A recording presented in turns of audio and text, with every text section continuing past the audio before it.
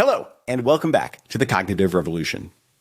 Today my guest is Emad Mostaque, famously the founder of Stability AI, and currently the founder of Intelligent Internet, and author of the provocative new book, The Last Economy, a guide to the age of intelligent economics.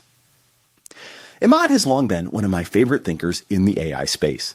Very few people manage to grapple seriously and honestly with the world-changing nature of AI, while also building something that matters in the here and now. But Emad has. Since founding Stability in 2019, he's demonstrated a deep understanding of AI technology trends, a keen eye for talent, the ability to inspire people with a positive vision for a wondrous future, and an appreciation for the stakes and risks, as evidenced by the fact that he signed, while still CEO of Stability, the famous 2023 pause letter.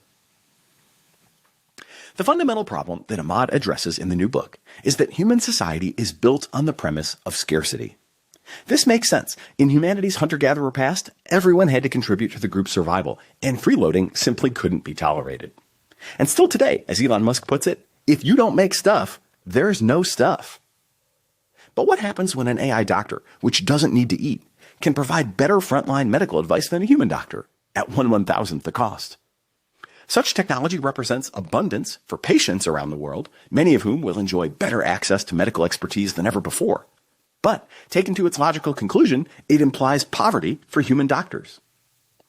Similarly, what happens when all the cars can drive themselves, and the millions of Americans who earn a living by driving are no longer needed for that purpose? And zooming out, what happens when this pattern repeats itself across a majority of the economy, leaving displaced human workers with nowhere to go, all in less than a generation? Emad argues that there's no escaping these questions. Even if AI capabilities stalled out today, and we never got a truly powerful AGI, the AIs we already have, with proper implementation and integration into existing systems, are powerful enough to support this change. And in reality, with frontier AI developers racing to build AI agents that are explicitly designed to replace human labor, we have maybe 1,000 days to find good answers. With that in mind, Emad is simultaneously working to assemble the open source datasets and train the small models that are needed to ensure that this abundant future is accessible to all, while also trying to answer the question of what the future and the transition to it might look like in as much concrete detail as possible. In this conversation, and even more so in the book, which I do encourage everyone to read and ponder, Emad coins a number of memorable terms, including the intelligence inversion, the metabolic rift, and the abundance trap, and also proposes a new way to think about the health of the economy, which would measure not just the monetary value of the material goods and services sold, but also the levels of intelligence, connectivity, and resilience in the system. He also makes fascinating analogies between the mathematics of neural networks and the economics of firms and markets, and even proposes a new dual currency system, with one for physical goods that are rivalrous in consumption and intrinsically scarce, and another for intangible goods that are non-rivalrous and fundamentally abundant. The realist in me recognizes that these are underdog ideas. But, as Yuval Noah Harari has famously explained, the stories we collectively tell ourselves are a huge part of how society operates. Money itself is a shared fiction, but a useful one because it helps us allocate scarce resources relatively efficiently. So the idealist in me says that in context, Emad can't be any crazier than whoever it was that came up with the idea of using gold or shells as a medium of exchange in the first place. Big picture, while I usually tend to assume that the economic upside of AI will take care of itself, I think it is important to recognize that what Balaji Srinivasan calls the nuclear outcome, where we get the weaponization and constant threat from AI without the material abundance and accompanying personal freedom, is still a real possibility. So, can we collectively start telling ourselves a story of abundance, in which a person's right to a decent life isn't predicated on their economic contributions, and in which caring for one another isn't something we do to meet our own needs, but because such interactions are a core part of the human experience? And can we do it in time to give people something to believe in before the inevitable modern Luddite movement shows up and tries to shut the whole thing down? While so many people, myself at times included, are focused on the latest model updates, on the horse race coverage of who's winning and losing, and on making our apps work, Emad invites us to stop thinking so small, to recognize that we have agency, and to challenge ourselves to intelligently imagine and intentionally build our own shared future. Or, as he puts it in the book, The machines are taking our jobs. Thank God. Now we can get to our real work. With that, I hope you enjoy this challenging and inspiring conversation with the one and only Emad Mostaque. Emad Mostaque, founder of the Intelligent Internet and author of The Last Economy, a guide to the age of intelligent economics. Welcome to the Cognitive Revolution. Thanks for having me back. Yeah, welcome back, I should say. So I'm excited for this conversation because one of my common refrains, regular listeners will know, is that the scarcest resource is a positive vision for the future. And this book, which you describe as an engineering manual for building the future, is a combination of a diagnosis of a bunch of things that are going wrong in our society today, and also some vision and even recommendations, some of which are fairly opinionated, about what we might do to build a much better world. So I think that's great. I really applaud you for taking on the challenge and doing the hard work of putting something like this forward. It all is really based around this notion of intelligence theory. And maybe a good place to start is just giving you a chance to kind of describe, like, what is intelligence theory? Yeah, so basically, I've been thinking a lot about what the new economy looks like, and we've seen existing economics might be challenged, etc. So I was like, let's go back to first principles. Previous companies, Stability AI, we built Stable Diffusion and other models, hundreds of millions of downloads, and they were getting better than humans at doing various things. And now we see that with the new models that are coming out, agents, etc. Intelligence theory basically goes back to a principle whereby I was like, what is the core axiom or principles that define reality? And so there was this observation of persistence. Certain complex adaptive systems persist over a long time in uncertain environments. And the ones that do that the best are the ones that basically have the closest match between their internal model of reality and reality itself, which looked like the loss function in generative AI. And in fact, mathematically, it was the same. So intelligence theory is that the ones that do the best are the ones that minimize that loss or surprise, that have the best models. And again, we see that in everyday life, and we see that from the fact that the generative AI itself has created the best models of reality. The best agents now are AI agents. The best models of reality are AI models. And then I was like, can we have economics deriving from that one base principle? What does the mathematics of that look like when we apply the equations of generative AI that came from physics to economics?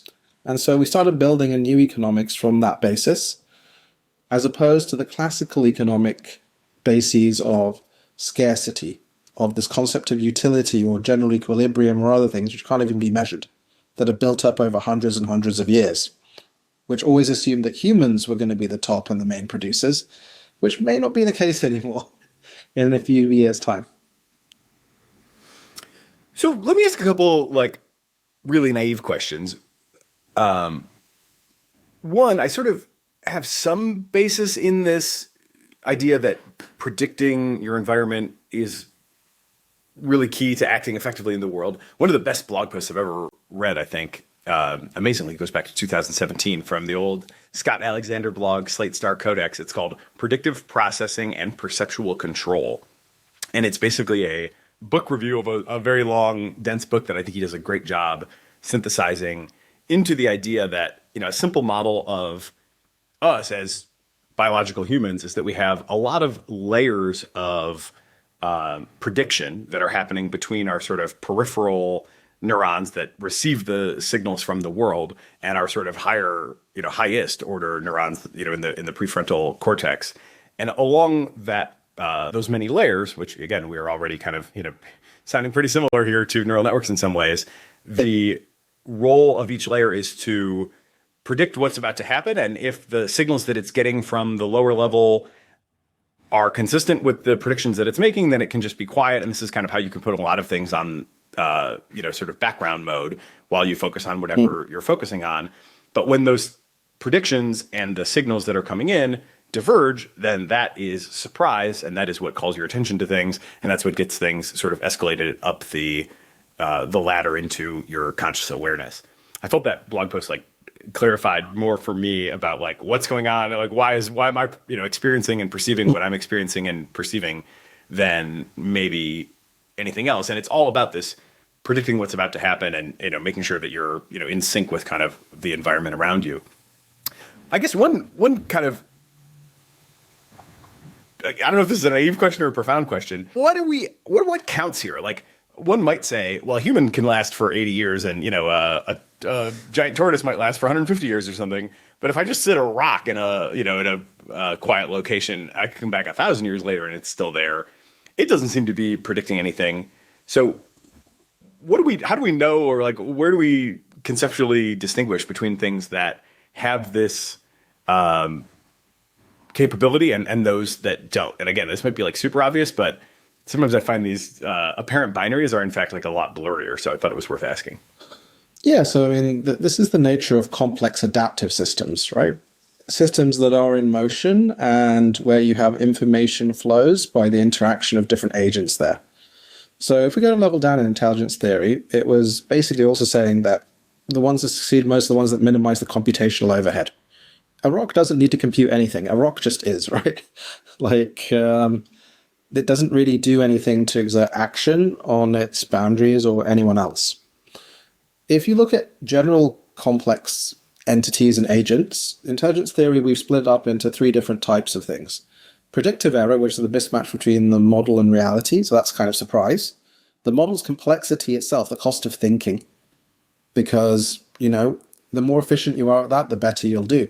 Like, you read Scott Alexander's book, post, and then it's given you a mental framework for the world, which allows you to process things in a different way.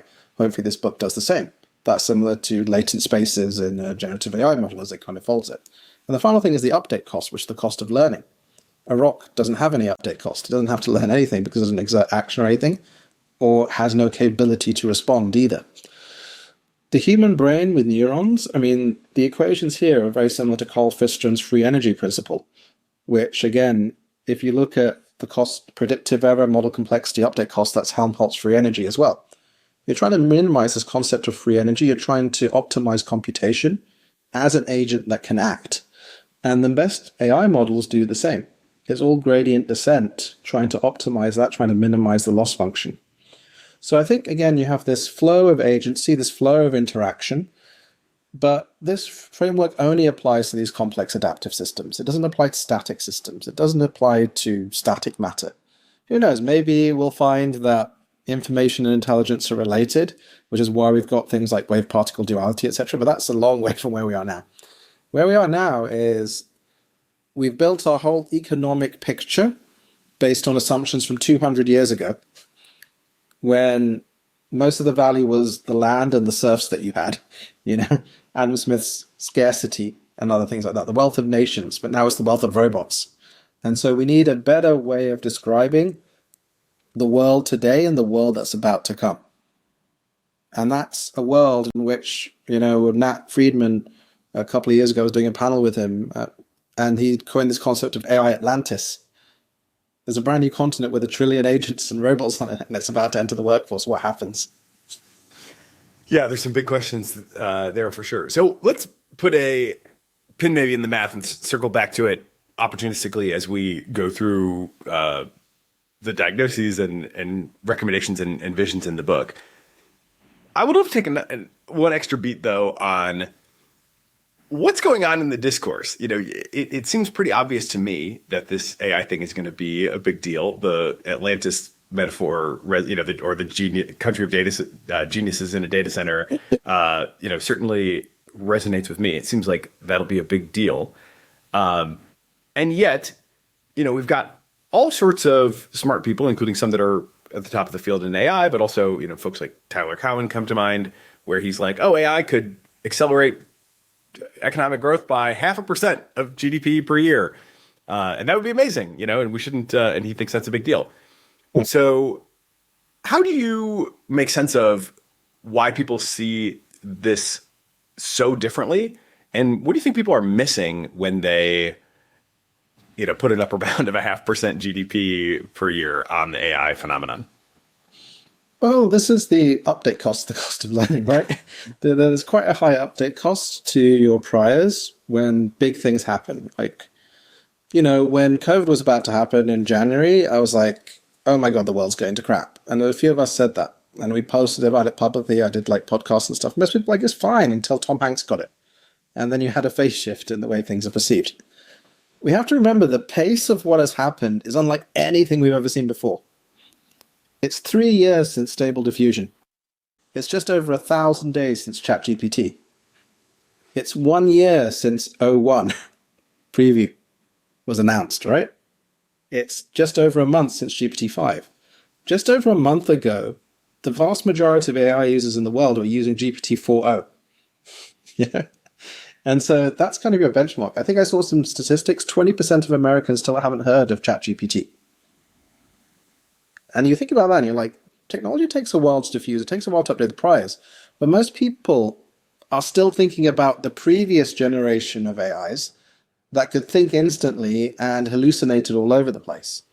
Whereas those of us who are right at the cutting edge, like I'm running Codex right now on the CLI, and it's been running for 3 hours, building a whole textbook website for my textbook, like just set it and forget it. And the capabilities have just gone up again exponentially because they're breaking through from not being quite good enough, like, hey, why doesn't this AI transcribe properly, to suddenly being superhuman. So it's that transition phase.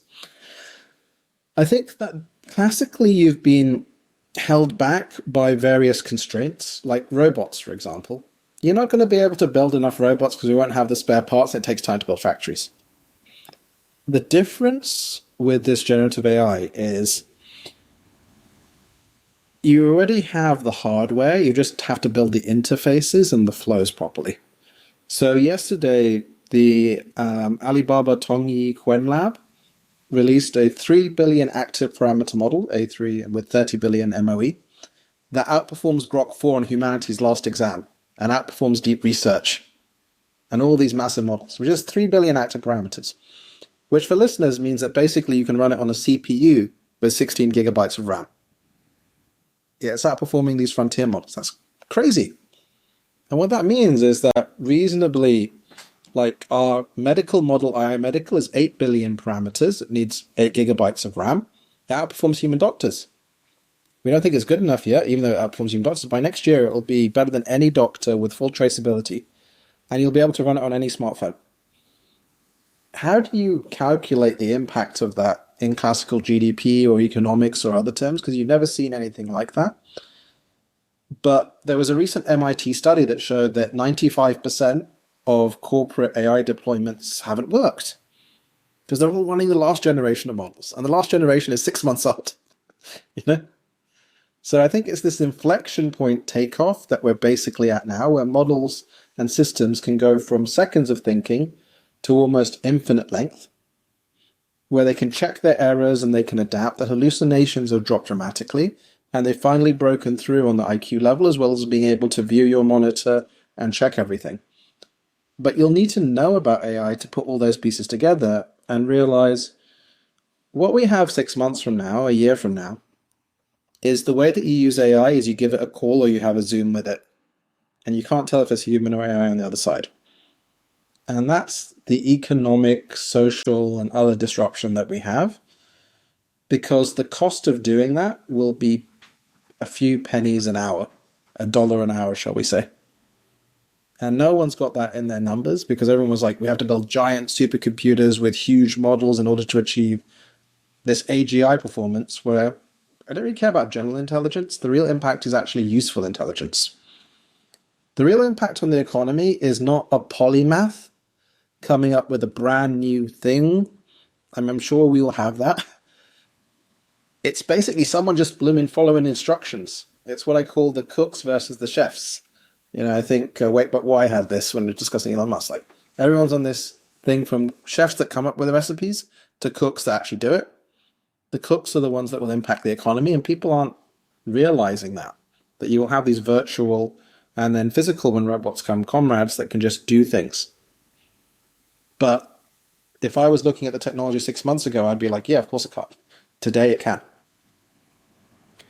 Yeah, so there's a couple ideas there that jump out at me. One is the distinction between 0 to 1 and 1 to n, to put it in kind of Peter Thiel terms. And it sounds like you're saying maybe the frontier minds are just inherently more focused on the 0 to 1, which we don't really have yet. And so they're kind of skeptical of it. And they may be underestimating the importance of, I think I've heard you call it satisficing in the past as well, like the 1 to N that delivers something in a consistent way to everybody in terms of short-term impact on daily life might even be bigger.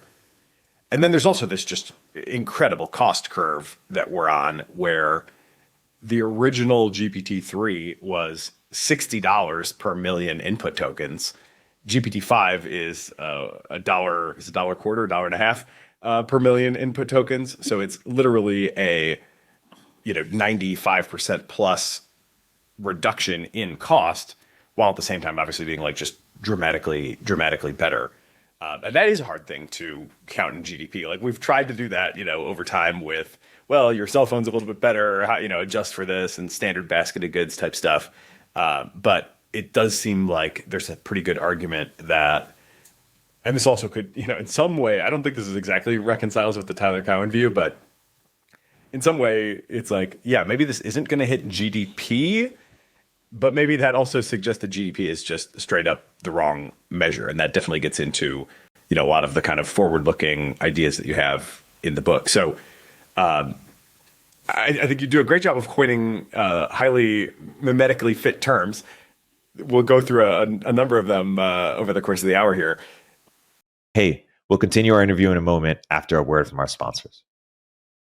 If your customer service team is struggling with support tickets piling up, Finn can help with that. Finn is the #1 AI agent for customer service. With the ability to handle complex, multi-step queries like returns, exchanges, and disputes, Finn delivers high-quality, personalized answers, just like your best human agent, and achieves a market-leading 65% average resolution rate. More than 5,000 customer service leaders and top AI companies, including Anthropic and Synthesia, trust Finn. And in head-to-head bake-offs with competitors, Finn wins every time. At my startup, Waymark, we pride ourselves on super high-quality customer service. It's always been a key part of our growth strategy.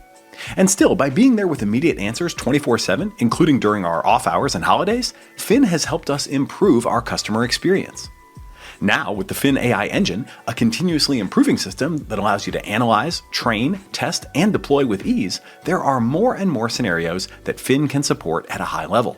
For Waymark, as we expand internationally into Europe and Latin America, its ability to speak just about every major language is a huge value driver. Finn works with any help desk, with no migration needed, which means you don't have to overhaul your current system to get the best AI agent for customer service. And with the latest workflow features, there's a ton of opportunity to automate not just the chat, but the required follow-up actions directly in your business systems. Try Finn today with our 90-day money-back guarantee, and if you're not 100% satisfied with Finn, you can get up to $1 million back. If you're ready to transform your customer experience, scale your support, and give your customer service team time to focus on higher-level work, find out how at fin.ai/cognitive.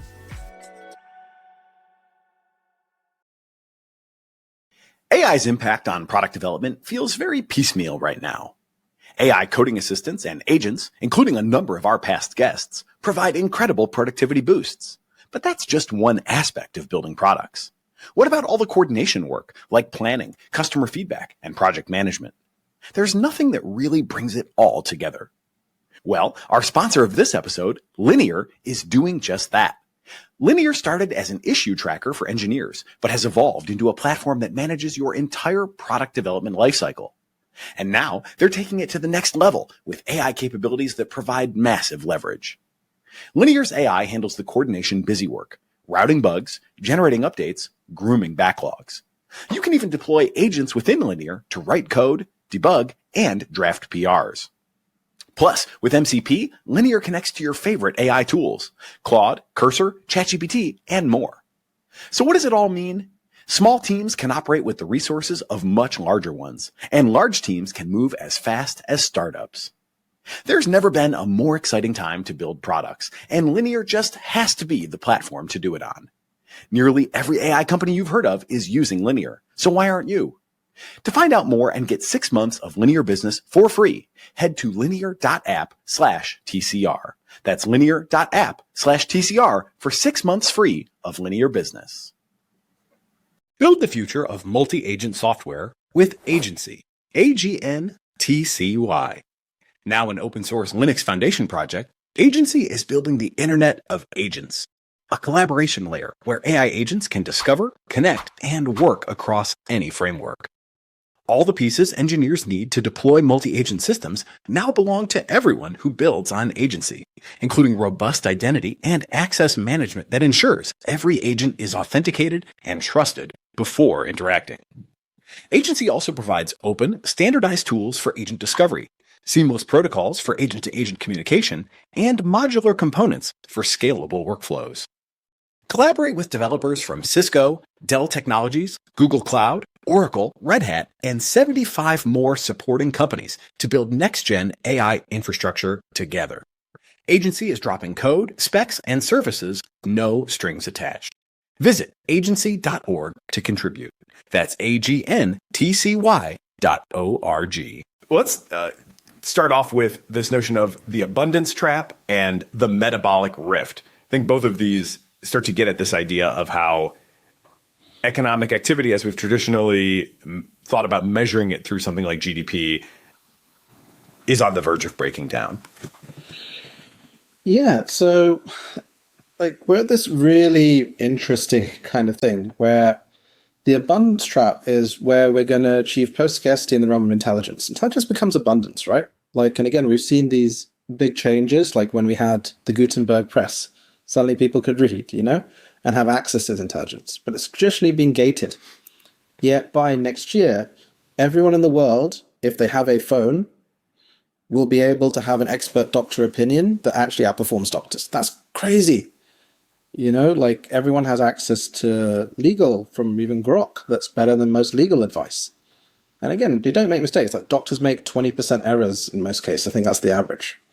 So the abundance trap is that we're going to have this disruption, and then the economic system that's based on scarcity is going to process this as poverty, because you will have job losses, you will have kind of other things, even if our lives will be getting better. Because these new systems, you might see corporate profits, etc., go up, they will be displacing. They'll displace knowledge work. Because you'll be able to hire employees on the other side of that virtual screen, KVM jobs, I believe they're called keyboard, video, and mouse, that don't sleep, don't make errors, and just constantly learn and improve. And the metabolic rift here is that the GPUs don't need to eat. They don't need housing. They don't pay taxes. In fact, they're actually tax deductible, on the usage. And you can get them by the hour. So this is kind of the rift that occurs where all of a sudden you have this explosion of intelligence, you have this abundance, yet it's going to be probably bad for us in aggregate unless we allocate it correctly. The metabolic rift is that these things don't need to eat, they don't need housing, they don't consume. The only thing an AI needs is to achieve its objective function, which we all talk about AGI, and then I think, we're just coming. I've got Eliezer Yudkowsky's new book ready to read. What is it called? If anyone builds this, we will die. If anyone builds it, everyone dies. Yeah, we're not talking about AGI here. We're talking about AI accountants, AI lawyers, AI designers, those types of things. They don't consume in the same way. And that's never going to change. And once it gets smarter than a human, it's done. It's not going to get dumber, ever. Once it gets more capable of executing, which again is the nature of any organization, it's just an executor. You have a framework, money comes in is less than money comes out. They will out-execute humans. And again, that's never going to shift as the kind of this final inversion that we've had. Yeah, just to put a little quantitative intuition around this notion of the GPUs don't need to eat. They do need electricity, of course, but one of the things that I have been surprised by myself and consistently surprised others with is how much energy a cell phone battery or a laptop battery can hold.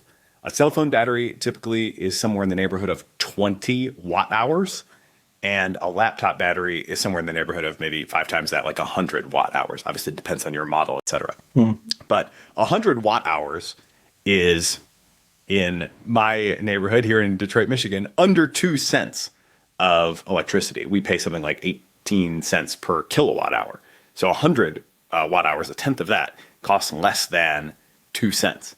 Now, when you think about your expectation that we'll have, well, of course, we already have models that can run on my laptop for, some amount of time. The ability to run a model on my laptop for a couple hours or whatever for an energy cost of 2 cents does start to put a intuition, I think, behind, just how much economic advantage these things are going to have. And then you've got the, on-demand spin up, spin down, like all the other kind of unfair advantages that they have as well. It does suggest a Malthusian, competition is going to be really hard for humans to compete in. Well, I mean, human intellect is capped, right? Like, you'll get a bit better, but these models can just continuously get better in aggregate. And as I said, the cost of doing an activity is minimal. Like, a practical example of it is some people listening to this may have built their own websites or paid someone to do it. And so that would have cost thousands of dollars of money or equivalent. Now you can go to replit.com, you have a chat with the new agent, and within a day you'll have a website that's probably as good as the one that you built. And the cost will be like $20, $40, and that's with Replit's margin in there, right? And that cost will drop by 10 times by next year. And then 10 times the year after, just from the speed up of the compute chips. Like, we saw this with images. Like, now if you use Nano Banana and Imagen, for a couple of cents, you can make just about any image that you want. And how much would that have cost before? So what we have is we have this big displacement of classical capital, across the board, because the cost of creation suddenly goes to zero. The cost of consumption in the previous internet age went to zero. Now the cost of creation is going to zero. And the quality of the creations are actually better because the AI, through its latent space, through its mapping, actually understands aesthetics and things like that. So this is kind of what I call the intelligence inversion, right? Where first of all, you went from land and the serfs on it, and then it was about how much labor you had in terms of muscles. Then it was about the capital you had, be it industrial or then software, SaaS. Now there's this intelligence inversion where you're outcompeted on intelligence, but more than that, taking something and making something from it. Digitally now and physically soon. There's nowhere left to pivot because we kind of pivoted up the stack. We own capital, we don't need our muscles anymore. Like, where do we pivot now? And that's a big question mark for us. Like, what is our purpose? How does the economy run when the marginal productivity is all AI driven? And this is before we take into account robots and robotics. Because those are getting freaky, like that unitary robot, I don't know if you saw a few days ago, like they pushed it over and they just got back up in 1 second. You're like, you see the dogs kind of chasing, you see them making recipes, and then you calculate, if you have a Tesla Optimus robot for $20,000, if you work it hour in, hour out, it's $1.50 an hour for an Optimus.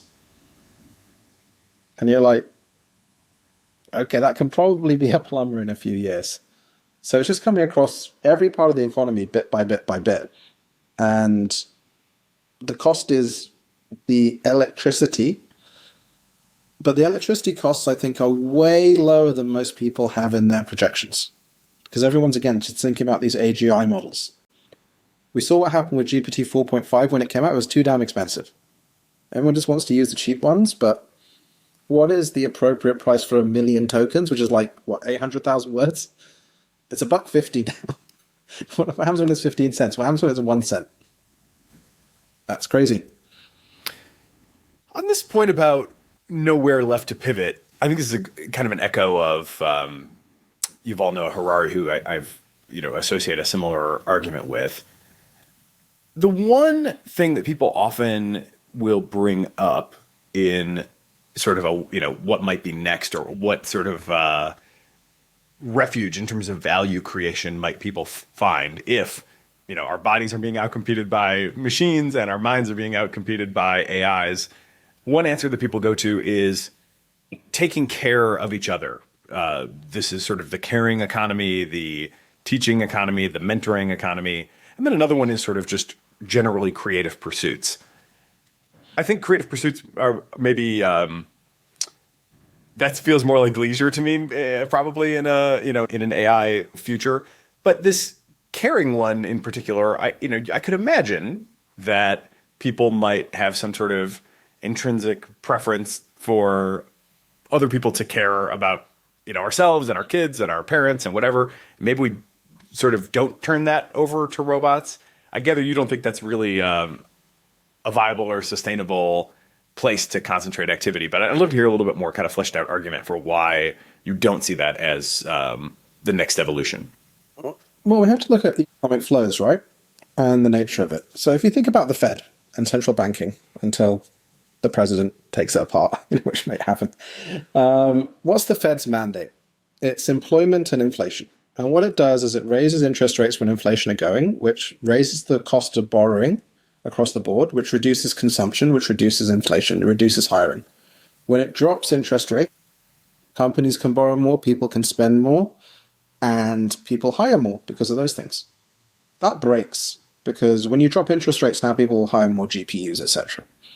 And again, these are the economically productive, white-collar and above areas of society, which can have a big delta. It's the knowledge economy that's being disrupted. Now, things like, having a walk with your kid, AI is not going to replace that, right? Like the intersubjective stuff of hanging out with your friends, or learning a new skill, or enjoying a concert. Like, I'm not going to go to a concert done by robots. I'd prefer to go to a concert with people. This is the Taylor Swift economy, as it were, because it's about socialization. But what's happened here is that the nature of our work and our jobs has really changed. You need the income, the kind of capital for survival, but then it's also become a core part of our identity, where we moved from like Emad, son of Khalid, son of this to that, a network-based identity, to one, I am founder of Intelligent, I'm a CEO, I'm an AI guy. You need community, and you've had that in the workplace, but there's been this hollowing out of community, both through social contracts, social locally, like you're in the good old days, as it were, showing my age, you used to know your neighbors and the kids used to hang out. That happens a lot less now, particularly in the cities. Religion has gone down, and that was a core part of community as well. You didn't need to believe, but again, it was supportive. Then you have this purpose thing. Do what you like, do what you're good at, and do where you're adding value and other people believe too, and you're happy in the middle. Yeah, it doesn't matter what it is, right? It can be, I'm in a World of Warcraft distributed, right? It can be that I'm in a workplace. It can be that I'm in a competitive and playing tennis with others or whatever. And the final thing is the structure. People need a bit of structure around what they're doing. And so the caring economy, the sharing economy, we could have that emergent. It's just, how does the mathematics work of these things? Like, if you look at universal basic income, a lot of people have said, $16,000 is US poverty rate. If we gave every adult in America $16,000, the cost would be $5 trillion. The entire tax base of America, all the taxes that are brought in, is $5 trillion. Corporations are $0.9 trillion. So when you say tax the AIs, it doesn't even work, right? We need to rethink how money flows. And then our purpose is basically more around measuring what is important. It's around increasing the network effects. It's around going back to kind of where things were, which is a very interesting thing. Because in a Star Trek post-scarcity world, what do? They explore, they improve, they adapt, because they don't need to worry. They can just like 3D print in the, anything, right? That's the ideal abundance type future where why do you need to work to live effectively?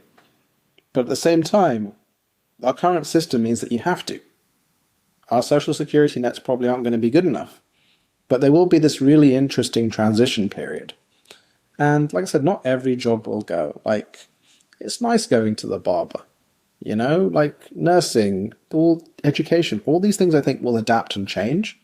It's just, can we have the capital flowing appropriately so that people that are already fed up with the social contract breaking down don't get absolutely crazy because they're being behind.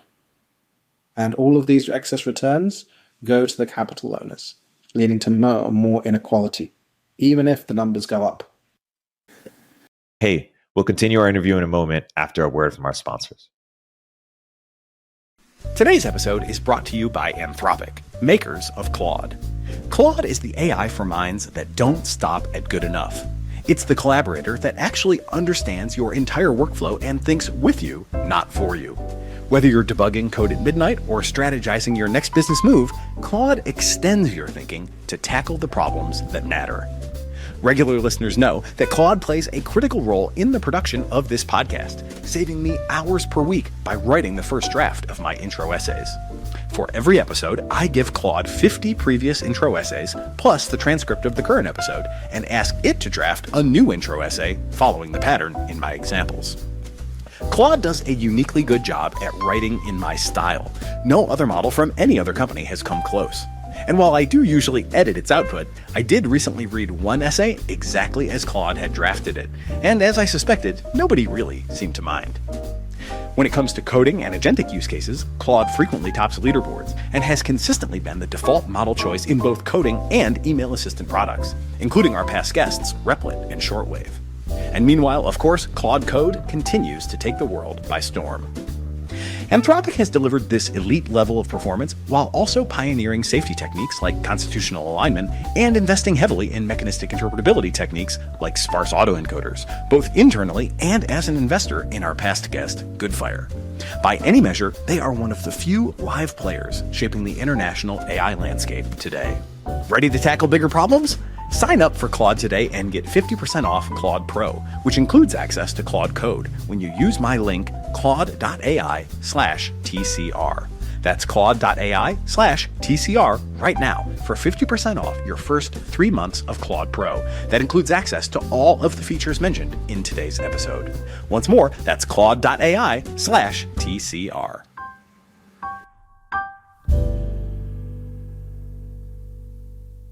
In business, they say you can have better, cheaper, or faster, but you only get to pick two. But what if you could have all three at the same time? That's exactly what Cohere, Thomson Reuters, and Specialized Bikes have since they upgraded to the next generation of the cloud, Oracle Cloud Infrastructure. OCI is the blazing fast platform for your infrastructure, database, application development, and AI needs, where you can run any workload in a high availability, consistently high performance environment and spend less than you would with other clouds. How is it faster? OCI's block storage gives you more operations per second. Cheaper? OCI costs up to 50% less for compute, 70% less for storage, and 80% less for networking. And better? In test after test, OCI customers report lower latency and higher bandwidth versus other clouds. This is the cloud built for AI and all of your biggest workloads. Right now, with zero commitment, try OCI for free. Head to oracle.com/cognitive. That's oracle.com/cognitive. So could I summarize that in terms of the original objection or question that, okay, well, we went from physical labor to cognitive labor, maybe we can move to caring labor. It sounds like you're saying, yes, there probably is still a unique role for humans there, if only because we intrinsically value the fact that that kind of activity can come from one another. But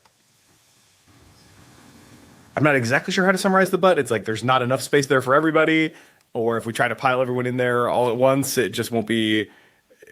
Can we in the current format, or can we adapt the current format so people have the freedom to do so? Like if you think about lockdown, right? Like lockdown for me was awful because I was doing COVID work and working around the clock. Some people got close together, some people broke apart, but it was an interesting thing in that you had your little bubbles, etc., right? Like you're almost forced to, and people suddenly had some time to think. I think that what you've got right now is, again, if you lose your job and you have a strong network, a community, then you can have your identity fall back to the identity of your community and your connections there, and you're supported. If you don't, then you won't. And again, we've seen a hollowing out of this network-based identity. It's become more about what brand you're a part of. But a fellow Apple owner won't help you out, or a fellow Swiftie might, So I think that it's just the future, like what I say in the book is that computation and consciousness were tied together in humans. Now computation and consciousness are different. Consciousness is the domain of humanity. And again, we've seen lots of discussions around this recently. Like, why is this beautiful? Why is this just? Why is this meaningful? And that's this nature of this caring economy. It's a question of why, as opposed to a question of how. This is why I think the cook analogy is the very interesting one. Like, we make meaning. We have a certain amount of attention, and we need to maximize that as well. So I think it's just the transition period, and then how do we give enough support and a new social contract for people to become the meaning makers, to become the network connectors, to kind of do these things and support each other appropriately. Because, like, it's 1,000 days since ChatGPT. Next year is the year of tipping on KVM jobs. Again, you'll be able to just chat via, I don't know how that can't be the case. 1,000 days from now, I think the world looks very, very, very different. And that's not much time to come together. So it's just, what is the process of that? Yeah, gotcha. I was wondering if you would make a even more aggressive argument, which I think you probably are somewhat sympathetic to as well, that basically boils down to the AI doctors also get higher ratings on bedside manner in many studies than the human doctors. And we're starting to see things like the Alpha School, where all of the content is delivered via AI, and the humans have become, the adults in the school have become mentors, guides, coaches. And, then one might wonder, well, what happens if the AI becomes as good or better mentor, guide, or coach than the kids? But it sounds like you're sort of saying, in your view, and I do think it's worth lingering on this for a second, because the vision of the positive future is I think so core to the value that you're offering people here. It's like,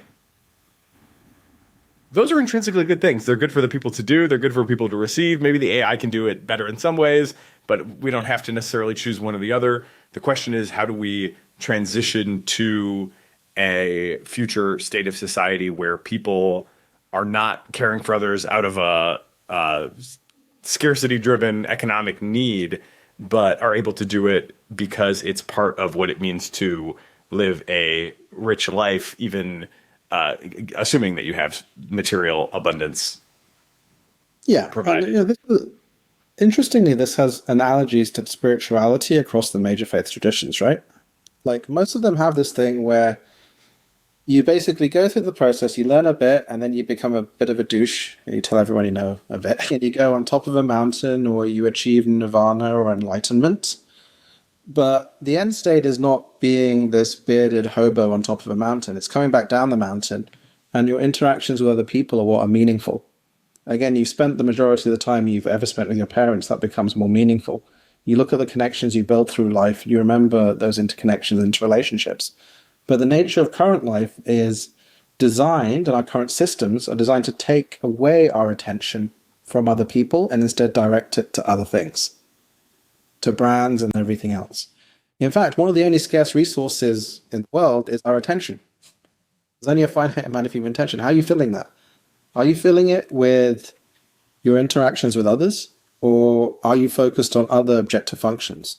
It's like, have you heard of that parable of the fisherman and the investment banker? I'll say no. I don't think so.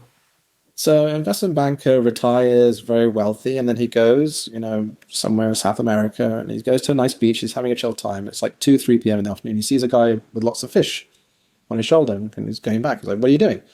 Well, I'm going back, hang out with my family, and we're going to have a fish fry up, and, we're going to talk, sing, dance a bit. You're free to come along if you want. He's like, no, you shouldn't do that. There's still like 4 hours of sunlight. Go and fish some more, and you can sell the extra fish, and you can go from doing it manually to having a boat. And then you can use those profits to expand, and this is relatively unexplored.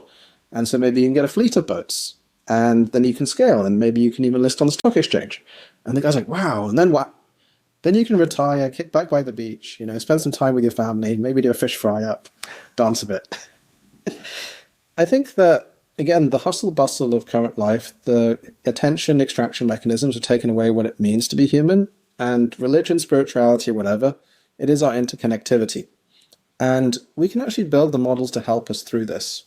Or we can choose to do the opposite. You can build massively manipulative models. Like, I get calls sometimes from my mother, saying, Emad, I need money.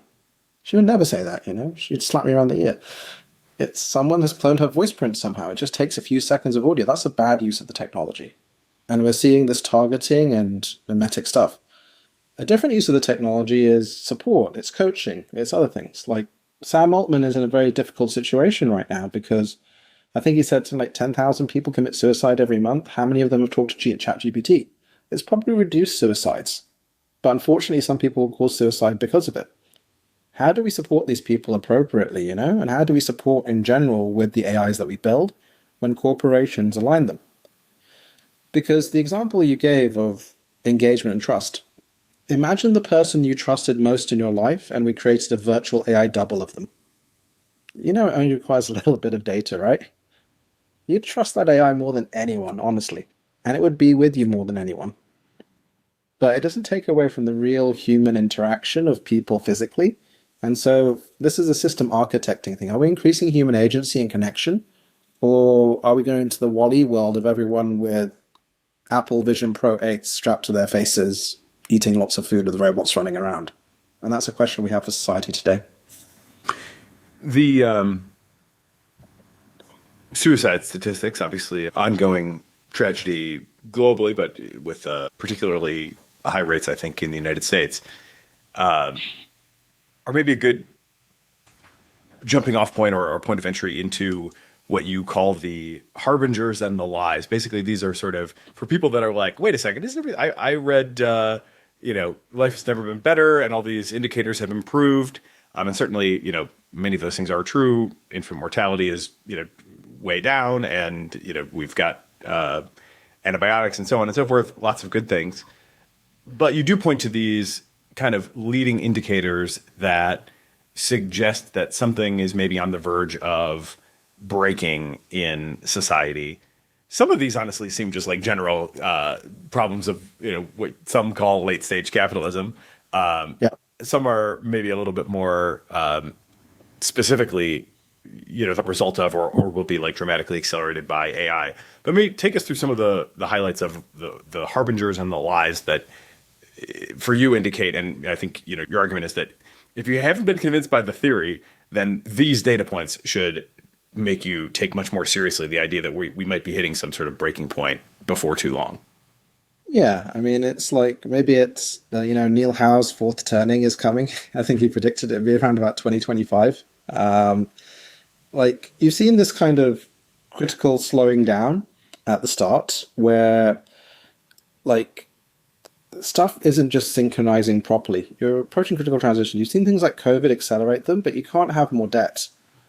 We've maxed out on these credit cards as a society, like mathematically.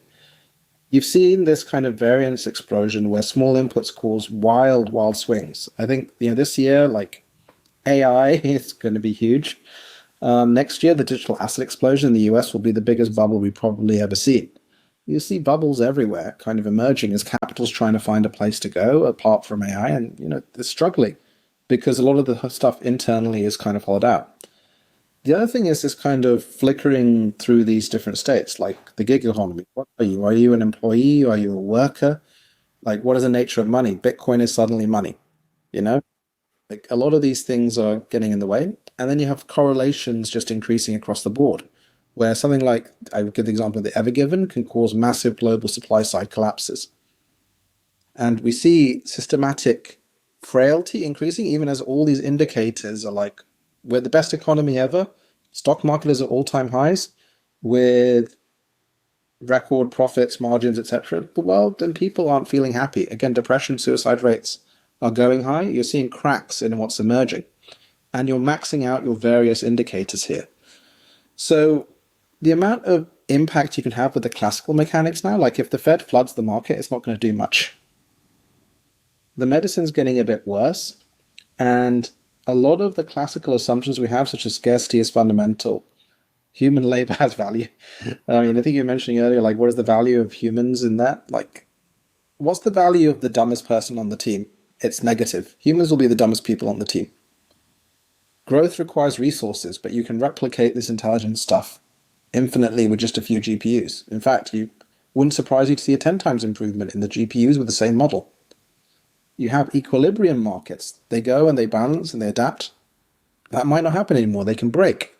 And then finally, money measures kind of value. Well, I've got a few more, but I think that's a very important one. Like, the richest people aren't the happiest. You have a certain level where you need a hygiene factor, but then we all know rich people that are unhappy. There's no real correlation there. Instead, happiness comes through other things. So I think this is, factors of late stage capitalism. But at the same time, I don't really know anyone who's happy with the way things are and the social contract of the way things are, because something seems to be off. And again, when you really drill down and you talk to other people, something seems to be off, and it's at a time when we're about to hit multiple of these crises at once, from AI to robotics to climate to others, and we've maxed out all the resources we've had to navigate the previous ones. So that's why we need to have a new way of looking at things, certainly because a lot of the classical assumptions are going to break down. Yeah, the idea that money measures value, I mean, that's long been critiqued from the standpoint of money doesn't necessarily buy happiness, although there's also the argument that statistically it kind of does. But today there's also this just much more obvious disconnect where the cost of my AI doctor is just so dramatically, 3 orders of magnitude less than the human doctor. If it cost me $100 for the appointment versus 10 cents for the AI consultation, that really does create a huge disconnect in the notion of money measuring value. I also thought the one that maybe was most compelling to me was the idea that systems in crisis take longer to recover from a new insult, and how we are seeing longer recovery times from recessions. And that to me does seem like, even though I don't have a fully principled understanding of it necessarily, maybe you do, but I don't still yet. That does strongly suggest to me something that is out of whack. And I think we also did see this in COVID, right? I mean, it's become kind of a trope, but I think this is a theme that runs through the book as well. We've traded resilience for efficiency to an extreme where we are now really vulnerable to perturbations that we might have been much more robust to in the past. Yeah, I think, again, corporations are kind of slow, dumb AIs that optimize and chew up humans as their fodder. Our education system has been this factory school that prepared us for that. But again, you see organizational structures, people go in with the best intentions. They get very unhappy very quickly. And there is this thing you can't manage what you measure, but then you adapt to what you measure. This is Goodhart's law. GDP was basically invented in the 1940s by Simon Kuznets. And he himself said this is a really bad measure of economic or societal well-being. But this is the one factor that we use. What happens now is that as economies optimize, you do things like offshoring. You do a lot of anti-human stuff, like Meta as an organization will do an experiment saying, if people post sadder things, do they become sadder? And then if they see sadder things, they post sadder things, and they just do an experiment on that. We see a lot of these kind of very non-human actions by these corporations occurring more and more, but then a lot of that reduces our systematic resilience. Because, again, Slate Star Codex, I think, Scott Alexander, one of his great posts is about seeing like a state, where he talks about legibility and how you bulldoze through villages. You reduce the diversity, you go to monocultures, and then when you get impacted by something, you have no fallback, as you see with supply chain disruptions and other things like that. So I think in the pursuit of maximizing corporate profits, in the pursuit of maximizing GDP, governments and organizations make decisions that are not in the best interests of people, as slow, dumb AIs. And now we're getting to a terminal point on that, where our resilience factor has decreased dramatically because we've reduced diversity, reduced our network effects, and we're lacking in systemic intelligence. Whereby, I posted a few days ago, it'd be great if we had a common sense GPT to just say this policy is obviously dumb, Because we see so many of these really dumb policies with huge amounts of money, whereas very sensible things that cost not much can't seem to get any capital to make an impact. I still find it funny, actually. I was doing a calculation. The LA San Francisco Railway, I think they've spent more on that than all of the AI models put together so far on training. It's like a mile big.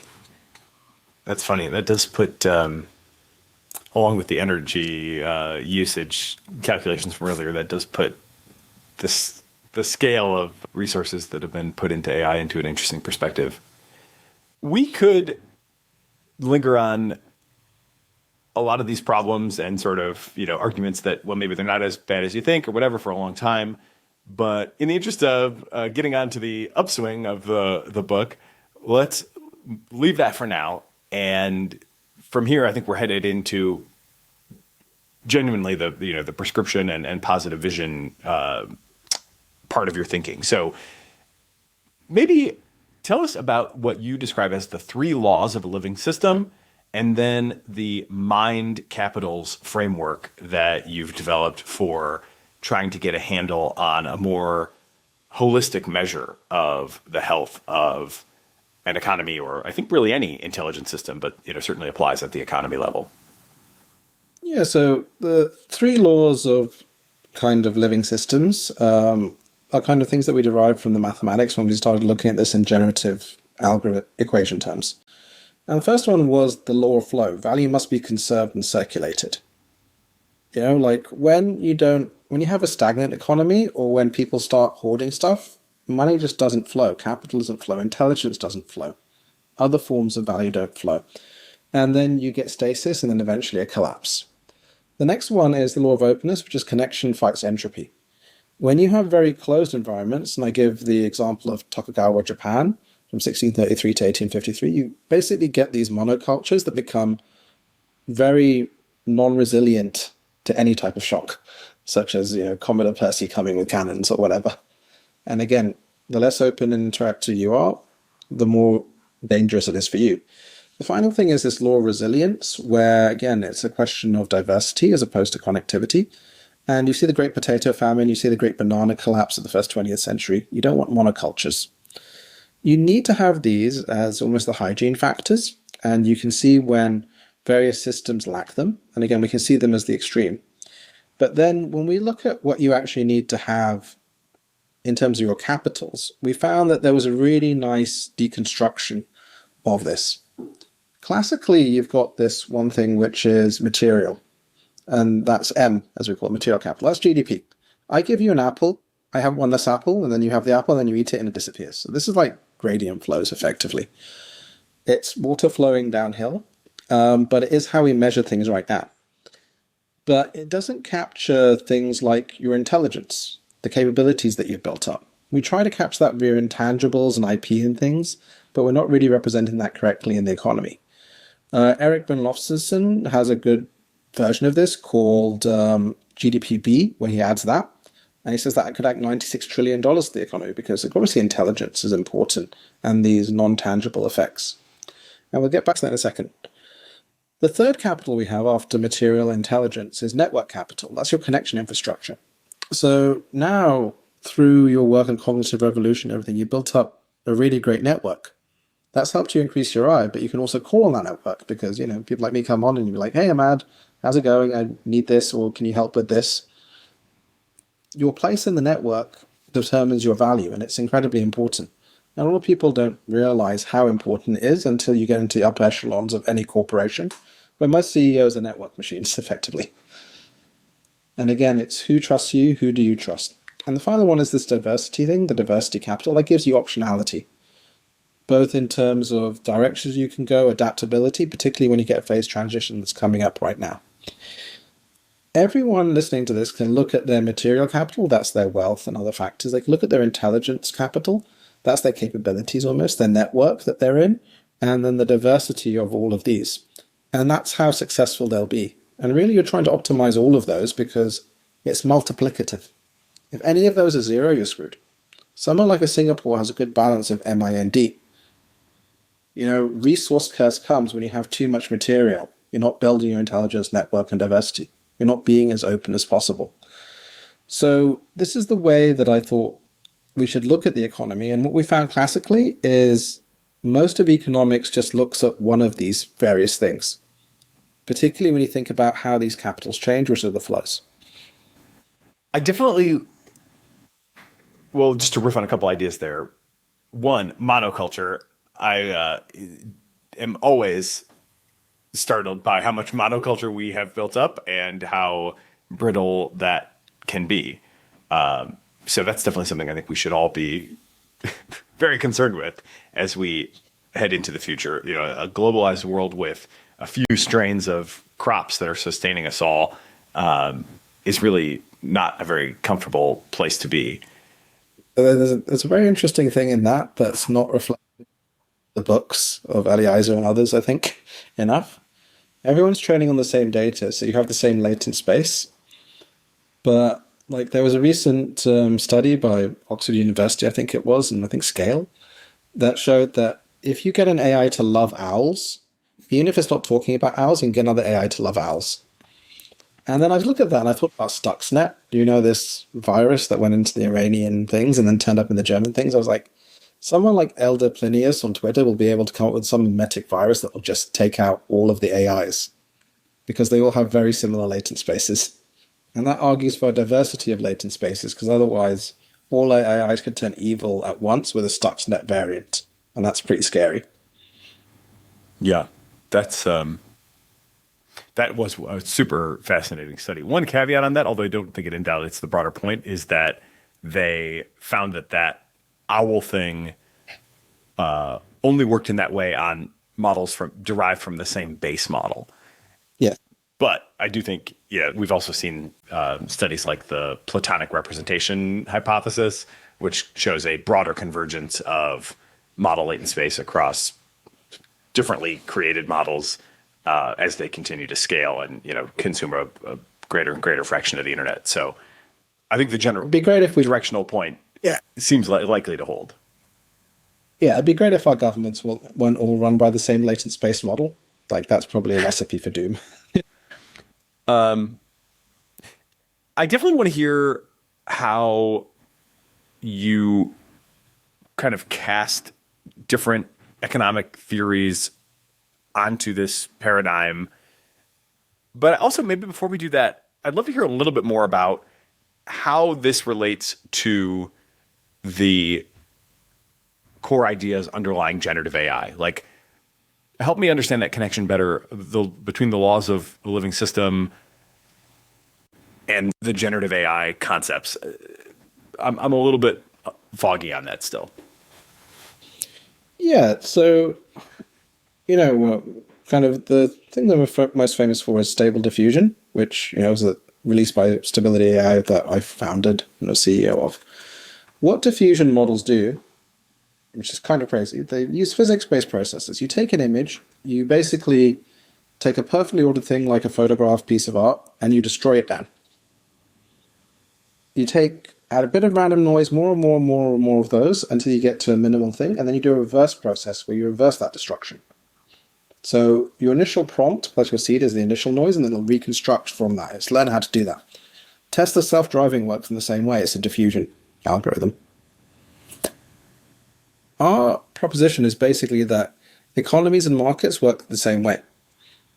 The way that you build your internal model as an organization or an individual to navigate this great big world and the economy, etc., is the reverse diffusion process. You figure out your principles, you create your latent spaces, and then you figure out how to reconstruct something. So you get a piece of information and then you're like, this means I buy, this means I sell.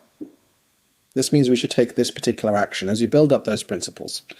And so the equations for that, as you're trying to approximate reality to your internal model, is stochastic gradient descent, effectively, which is basically a process for minimizing the surprise, the loss of your internal model versus the external one. And that's what these great big GPUs do all day long. What we found is that organizations tend to approximate transformer models, so those are GPT-type models, and markets tend to approximate diffusion processes, which is like a self-driving car. So diffusion models tend to be best for self-driving cars, world simulations, etc. And again, that's what we actually found when we tested the thing. Whereas an organization is taking in large amounts of relatively organized data And then it's figuring out what to pay attention through its attention mechanisms and building up its internal space, its latent space, as it were. And so when you apply those equations, that's where you get things like the 3 laws of living systems drop out directly from that as constraints upon that when you look at the equations of diffusion. This is where you get mind capitals again dropping out. And then you get basically a flow decomposition as well, which is as you go from the capital and you have the restrictions, how do these things adapt? You can show that there are 3 different types of flows through something called the Hodge decomposition.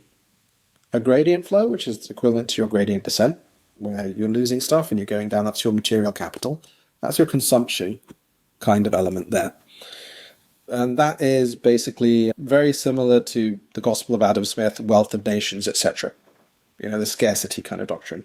Then you've got your circular flow, which is a bit more Marxian, as it were. That is intelligence capital, because intelligence is never lost when you're sharing it around. And then finally, you've got your Hayekian type harmonic flow, which is not water going downhill or circulating in place. It's the nature of the banks. And so what we find is that the equations of generative AI match this really, really well. And again, it's not surprising because if you're going to build a self-driving car, you're going to use a diffusion process. If you're going to build something to analyze lots of incoming information and be an AI CEO, you're going to use a transformer process. But what we see is that once you break it up and you see how this is isomorphic and how it adapts, all parts of economics looked at different parts of that picture. We call it the elephant puzzle, where you have blind scholars coming and then one touches the trunk and it's like, this is a hose. One touches the tail, it's a mop, effectively. One touches the tusks, it's a spear. But we need a more holistic view where we incorporate these things so we don't measure the wrong things, so we don't manage the wrong things. I'm not sure I have a great way to phrase this question, but I would love to just go a little bit deeper or try to ground out those intuitions in more just kind of practical, concrete terms. Like flow. What exactly is it? What's flowing? And how, because people are, I think, broadly familiar with these schools of economic thought. What is the, like, what does Adam Smith get right about flow, but then also what does that miss? Let's just take an extra beat and do that for the 3 big schools that you highlighted there. Yeah, so flow is the kind of flow of value and the way that the economy kind of operates, right? Like all economic activity organizes into these 3 different types of flow. So Adam Smith kind of had this concept of the invisible hand, right? Which is, again, this optimization process whereby you will optimize your utility function, you will, markets will balance, etc. So they had this, but then it didn't incorporate this concept of software being almost infinitely reproducible, and now intelligence being massively abundant. Like, where is that reflected in GDP? Where is the I? So it perfectly represented kind of the M. And again, this gradient flow is the one which, again, when I sell you something, I have one less. When I exhume something, I have one less. Again, it's water flows downhill. And again, it's the same equations for that as it is of gradient descent for AI. The circular flow is, again, all these thinkers have bits of both, but we're talking about their core kind of concepts here. Circular flows don't seek equilibrium. They kind of, when I give you an idea, it increases the value of that. So Marx basically had this concept of, like, you can have MCM dash, for example, which is money accumulated capital, which accumulated more money. And so you need the means of production to be with the worker because you get this circular flow that goes up like that. And again, we see that within economies whereby capital attracts more capital, particularly now where capital doesn't need labor anymore. Like labor accumulated capital because capital needs labor. That's not the case anymore. Or just buy more GPUs effectively. So that compounding spiral is another aspect of it. But then he didn't think that much of the gradient flow, the gradient descent. And then there are elements where he didn't think of the harmonic flow, which is the structure of things, the collusion, which is why most socialist systems end up massively colluding, in fact, because their geometry is wrong. The harmonic flow is kind of this Hayekian thing, whereby you basically say, like economists like Douglas North said, these are the rules of the game. Austrian economists, that a number of people say, like, again, these are emergent kind of rules. It's the landscape It's the flow geometry. And then some flows flow downhill, the consumptive ones, some flows circulate. The reality is that you can change the landscape, but we didn't have the tools to do so, which is why a lot of policy interventions just become wrong, because they were just looking at parts of the picture. Like, let's just push cash into the economy because of COVID, but what are we doing to increase the network effects of stronger societies? What are we doing to increase the diversity of our economy? What are we doing to introduce the intelligence capital of our economy? And countries like Dubai and Singapore got the balance right, which is why they were very successful despite not having very much. So I think that you've got, again, many of these classical schools looking at different parts. And we can see that capitalism, or this neoliberal capitalism that we have right now, is the worst of all systems except for the rest. Because they got the best approach to doing that at the right time. But we're at a point whereby we need to look at all parts of this picture and have a holistic view, because the AI is coming. And the AI doesn't think in terms of scarcity. The AI doesn't think in terms of rational human agency. There's this metabolic rift, there's these other things, and it becomes the marginal producer of the economy. Adam Smith wrote The Wealth of Nations, but what is a nation when most of the productivity in the world switches over to AI? I don't even know. It's like, what is wealth in that case? So this is kind of how we've mapped it. And again, the book goes into some more detail around this. And we find that most of economics can be described as subsets of this overall framework, which again makes kind of sense because the best modeling we have of individuals in the economy is these generative AI algorithms. A few ideas that come to mind there for me are, one, just the difference between goods that are rivalrous and non-rivalrous in consumption. I know I'm not telling you anything you haven't already considered here, but the difference between an apple and an idea is, as you kind of alluded to, like only one of us can eat the apple, but we can both use the idea. And that may also relate. I don't think this was on your leading indicator of sort of possible breaking point in the economy, but it's been widely remarked on that so much of the value of companies today, right? So much of the market cap is attributed to their goodwill or their sort of intangible capital, right? And this has been, I think, a big puzzle for a long time. Like, what exactly is that? Why are these things so valuable? And, there's sort of network effects is kind of one answer in some cases, but why does Tesla and Palantir trade at like 200 times earnings?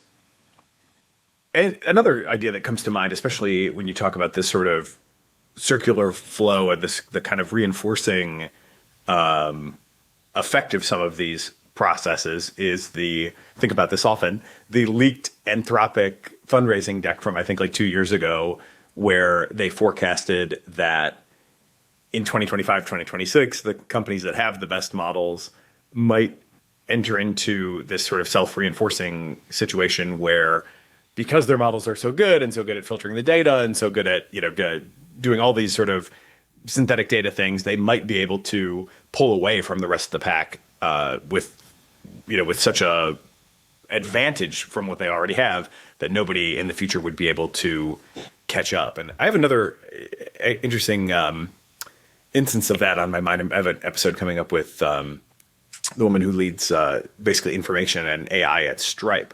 They've created a foundation model for payments at Stripe, which is getting really good at predicting fraud. It's like a major, sounds like a step change really in their ability to predict fraud. It's derived from the scale that they have, and they processed something like 1.3% of global GDP through their system over the last year. So very few, if any, other actors can rival that scale. But it also does sort of suggest one of these like runaway paradigms where, well, geez, if you are going to pick a payment network, like what are you going to pick, right? You're going to pick the one that can protect you best, that has this ability to detect the fraud. And so it does seem like we're headed for a sort of runaway dynamic there where, because they had the scale, they could create this model. Because they have this model, they can deliver the best value. And because they have that, they're going to continue to get more and more scale relative to any competitors. It's hard to see how anyone kind of breaks in and challenges their position in that given all the strength that begets strength that they have. I don't know if you have anything more to comment on there, but that does sort of tee up the futures that we have on offer. You run through three, and the three are digital feudalism, fragmentation, and symbiosis. Digital feudalism, you can kind of see how that naturally could happen, right? If Stripe, becomes the payments singleton, and Claude becomes, one of three AGIs that, are kind of beyond what anybody else can compete with, and these are owned by corporations that are already, I think the Mag 7 I just heard is like what, some unbelievable share of the overall US market cap. It seems pretty clear how we can get to digital feudalism. Maybe you can add more color to that if you want to. Sketch out fragmentation for us. What does that look like? And then obviously the one that you're hoping we can steer toward is symbiosis. Yeah, so I think, these flywheels, again, you mentioned Peter Thiel earlier, kind of 0 to 1. So increasingly we have monopolies, especially on the software side, where the data accumulated was this flywheel. That was the big data era of attention. And again, Google and others, they're basically buying your attention. They're manipulation machines, if you really look at it. Now you move to your intelligence flywheel, where again, Stripe has that, and now they're embedding with their own blockchain and others because they want to have this monopoly and extract rents. And again, that's reasonable and understandable. One of the key things, though, is what about the important things in life? Like, what about education, health? Albania has the first AI minister handling procurement. Who's running all of that? And this is where we kind of have a realization whereby you've got this singleton thing where everyone's talking about AGI, and maybe it will be a few AGIs to rule them all. And that's probably not a good thing, particularly because they're serving corporate interests. Like, you look at the corporate structure of OpenAI, my God, like, that's clearly not aligned with humanity, right? Like, they're just giving up all pretense. Like, they don't necessarily you need to, which just would have been nice if they kind of kept that in check, right? Then you have this great fragmentation whereby you have Chinese AI, you have British AI, you have American AI, because governments are increasingly realizing this can manipulate just about everything. And again, standards and defaults become expressed from the earliest level to the greatest level. You need to have sovereignty. And you have great firewalls between, because like today we've had TikTok purchasing being announced by, I think, Oracle, Andreessen, and Silver Lake, right? Why? Because TikTok adjusts kids' minds and other things like that. I think there was an expose report that just came out about BrainCo, basically checking and adapting neural patterns for Olympic athletes and others being funded by China on the sly. Like, there's going to be more and more crazy stuff because these AIs are really persuasive. And that's what a really positive future, because it seems weird that you have this balkanization Mad Max style of like info hazard information graphic things. And again, who owns that AI? Who runs it? Who decides the objective function has the power? My proposal is AI symbiosis, where basically we have a decentralized system that's optimized for human flourishing, with the core being benefit.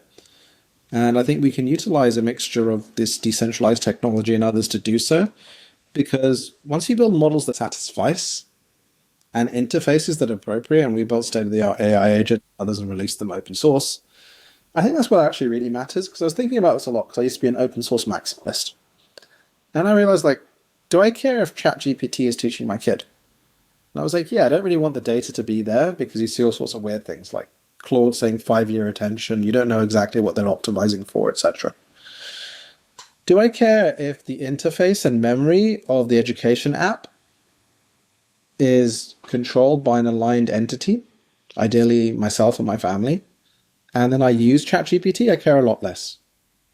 So I think certain models need to be transparent and open, especially decision ones for regulated industries, and those should have collective ownership. And those should be collectively driven as well as a utility. And they should be aligned with human flourishing and optimizing for that. But then you should be able to use all these other models as well. Because I don't think anyone cares if you have a singleton for creative writing, effectively, right? You can use the open models, but then OpenAI is the best creative writer, or it's really great at business strategy.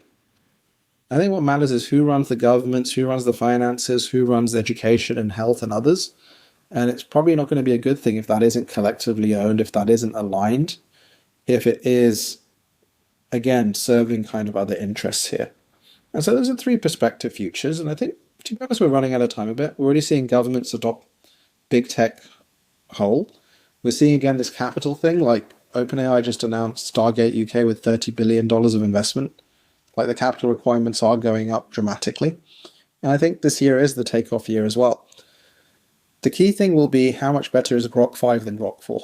That'll probably be our first indicator if this thing continues, or if we're now reaching a plateau, though. Because if we're reaching a plateau, that will lead to a very different kind of future. But if we aren't, then it basically means that the most capable entities in the world will be the owners of the big GPU clusters, and that's also where the marginal productivity is. Your capital stock is no longer your schools and your factories and your universities, it's just GPUs. And in that instance, what you'll see is that Anthropic, OpenAI, X will stop giving API access, and they'll just take on the entire economy themselves. Because remember, they're not doing this to be API companies. Their objective is one thing, which is AGI. All three of them. And why would you give away your intelligence when you can utilize the intelligence? The final bit of that, which I think is quite interesting, is, again, the GPT 4.5 model was too expensive. It was $150 per million, if I can remember tokens, right? It was a really great model for writing. The model that you receive today, the Pareto efficient one, is your GPT-5 or Gemini 3. The internal models they'll have will require 72 chips or more to run. And they'll be way better. It's like the IMO Gold model that OpenAI has. They have no reason to give that to you. And so we have to look, when we think about this gap, at the really big owners of AI and AI algorithms potentially being market competitors to everyone. Because that's the most efficient use of their GPUs, effectively. So there's so much going on right now. And again, I think we're at this tipping point and takeoff period where we've got to set some better things in place. I think that is worth just reemphasizing, that one of the most important questions, certainly one of the things that it's hard to watch, right? Because we don't even, at this point, we don't even have any sort of transparency or disclosure laws on the books that would require companies to even say, what they've trained or what they've got going on internally, or what behaviors from their internal, latest training runs or latest fine tunings they have even observed. But AI 2027 calls this out, and my friend Andrew Critch coined the term big tech singularity. And I think one thing that people really underestimate is exactly what you've just highlighted, that so far we have continued to see that there's basic parity between what they offer on the API level and what they offer in their first party products. And so, it does give a fighting chance to the startups that are the quick, adopters and can, iterate fast and pivot quickly or whatever to take advantage of the latest stuff. But they don't have to do that. There's no, literally, there's no law of nature or of like governments at this point that says that they have to allow other people to build on their latest models in the same way that they do. And maybe competition will sort of encourage it, but maybe not. And that is where you really start to see, geez, like, how am I going to, if I'm Cursor, right? Like, it's all well and good as long as I have the same models that they do. But as soon as they start to have better models in their first party products than they're allowing me to use via the API, now I've got a real challenge. And we, obviously we've seen these things can go vertical in terms of adoption and revenue and, market presence and all that kind of stuff. But presumably they could also go vertically the other way if all the developers from one day to the next are like, well, geez, the best thing here is just clearly over here. How much loyalty is there to these sort of independent apps? I suspect maybe not that much in the end. So that is definitely something that I am really looking at and, kind of concerned about, is how will we even know? Right now, we're kind of relying on like literally whistleblowers. I recently did an episode on an organization that is set up to support AI insiders who are concerned about what's going on and want to become whistleblowers. I think that one of the reasons I think that is so important is that we have no other mechanism really for reliably ascertaining as a society just how powerful have the AIs got inside these systems. We're like reading the tea leaves of cryptic tweets as it stands today, and yeah, that's not great. Well, yeah, and I mean, like, an interesting thing that you've got here is if you look at, I think the information had this chart of OpenAI's projections on Q1 2025 to Q3 2025 of the next 5 years, and the composition of that as they go to their $200 billion revenue run rate, right? Like, API actually shrank in absolute terms there, and you have new products and agents now at 80 billion of that, with ChatGPT like another 80 billion of that.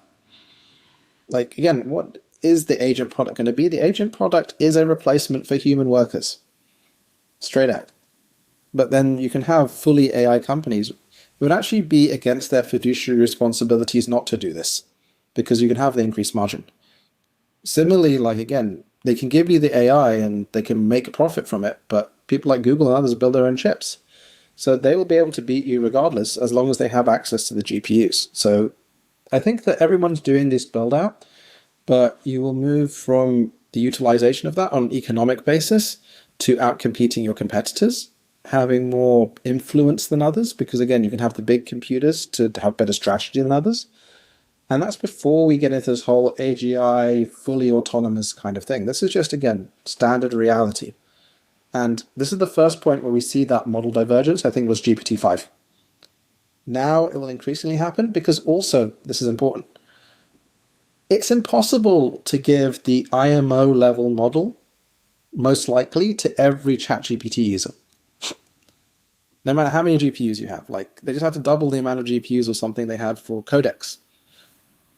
So obviously you would use the best models internally, and again, you got this divergence between the two. And the final factor of this is you don't need more data. I think this is the other interesting thing. You've had companies like Mercor and others hit $500 million kind of run rates, labeling data, etc. I think next year, year after, you're basically done with all the high label data for these big labs, and they've got these big repositories. And then it's about compute and even self-simulation of data. It's about getting the right things, and the models themselves. Like, Phi was really great last year, relatively speaking, but it was very boring. The textbooks Phi could write versus the textbooks you can write today, there's no comparison now that you have agentic models. So I think we will let them look more inwards. I think we will have them as the biggest competitors. And again, then they become the magnificent whatever. Like, OpenAI is at 500 billion, raising money because people think it can get to trillions. Google just hit 3 trillion. OpenAI is worth a sixth of that. The funny thing is, even if OpenAI got to 100 trillion and we had a 10% shareholding as Americans, it'd still only give you like $1,000 a year in dividends. So again, that doesn't work. But people are thinking these get bigger because you do have this cumulative loop effect, especially if scaling laws continue. I think they won't. I think they'll S-curve. And then you have a collapse of intelligent costs to zero. But again, we'll find out in the next 3 or 6 months. Before we go on to the specific recommendations, what are you looking out for that will tell you that in the next 3 to 6 months? Because I strongly suspect that the discourse will continue to debate this for much more than 3 to 6 months, right? Like, even today, we have these sort of, it's stalling out. No, it's not. GPT-5 is not a big deal. Wait a second. It's like got all these additional capabilities relative to GPT-4. What are the most important questions in your mind for resolving your uncertainty in that not super long time frame? So for me, it's probably the Grok 5 training run. Like, I think it's very unlikely that if it does do well, Elon won't tell everyone about it. Well, he just tweeted in the last 24 hours that he now thinks GPT-5 could be AGI. First time he's thought that. So yeah, there's loose lips at the top. Grok 4 was the first sub-mega model run. Again, getting way above this 10 to 27 now, just across the board. So I think it will be the performance of that model will be a good indicator if the scaling laws continue in terms of capability, particularly as, like, by 2030, I think Epoch AI said all the benchmarks will definitely saturate. Like, they're all heading towards that anyway. And you're above human performance anyway. The thing is, again, like, what's better? Is it 1,000 small models or one big model? Now, as we optimize, as we have verifiers, as we reduce hallucination rates and others, That'll be the other interesting thing. Like LEIs are things that one big model will be able to outperform everything. I'm not sure that's the case. But we're seeing more and more benchmarks now as people are building multi-agentic systems. Again, this is why I think the Tongi model by Quen yesterday was super interesting with the way they did their synthetic pipelines, the continuous learning, and others. And when you have only 3 billion or 5 billion active parameters, continuous learning is quite easy versus like these giant behemoth trillion parameter models. Like you can do a lot around that. So I think these will be the key indicators of whether we're hitting an S-curve or if we just continue to go up. And if we are on the classical scaling laws and you look at the model training and the clusters coming next year is the year where we break AGI, full stop. You know, like you just have to extrapolate what that looks like in terms of the capability aspect of AGI. But this comes at the same time as the scaffolding of this.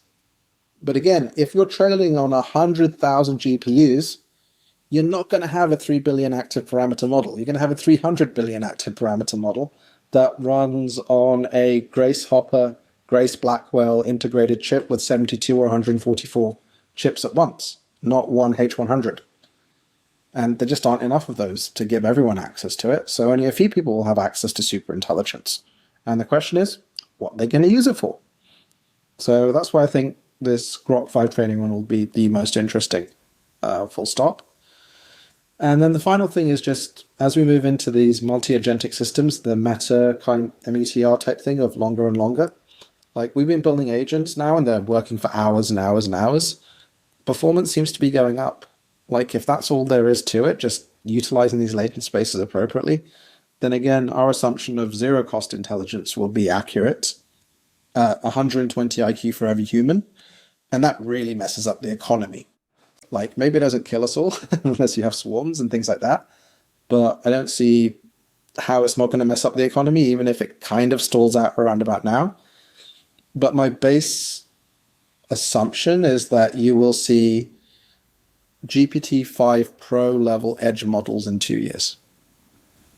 And I don't see how that doesn't change the world, honestly. Yeah, it seems like a big deal to me. I do love the vision of a sort of ecology of smaller models. My kind of first exposure to that was Eric Drexler's Comprehensive AI Services years ago. You've spoken about the sort of, almost like Hindu panoply of small gods as opposed to the one, monotheistic AGI to rule them all or superintelligence to rule them all. And on a very practical level, there is some reason to think that could work, right? I mean, the cost, the privacy, the control, is there are like a lot of desirable properties for those smaller models. So it would, I think, be great and a real strengthening of our overall system against the possible eventual introduction of something more like a superintelligence if we had like narrow superintelligences plural doing a good job in a lot of local niches that could really kind of create a buffer for us or a new form of D capital, to put it into your framework, that I think could be really really good buffer, against more and more powerful things to come.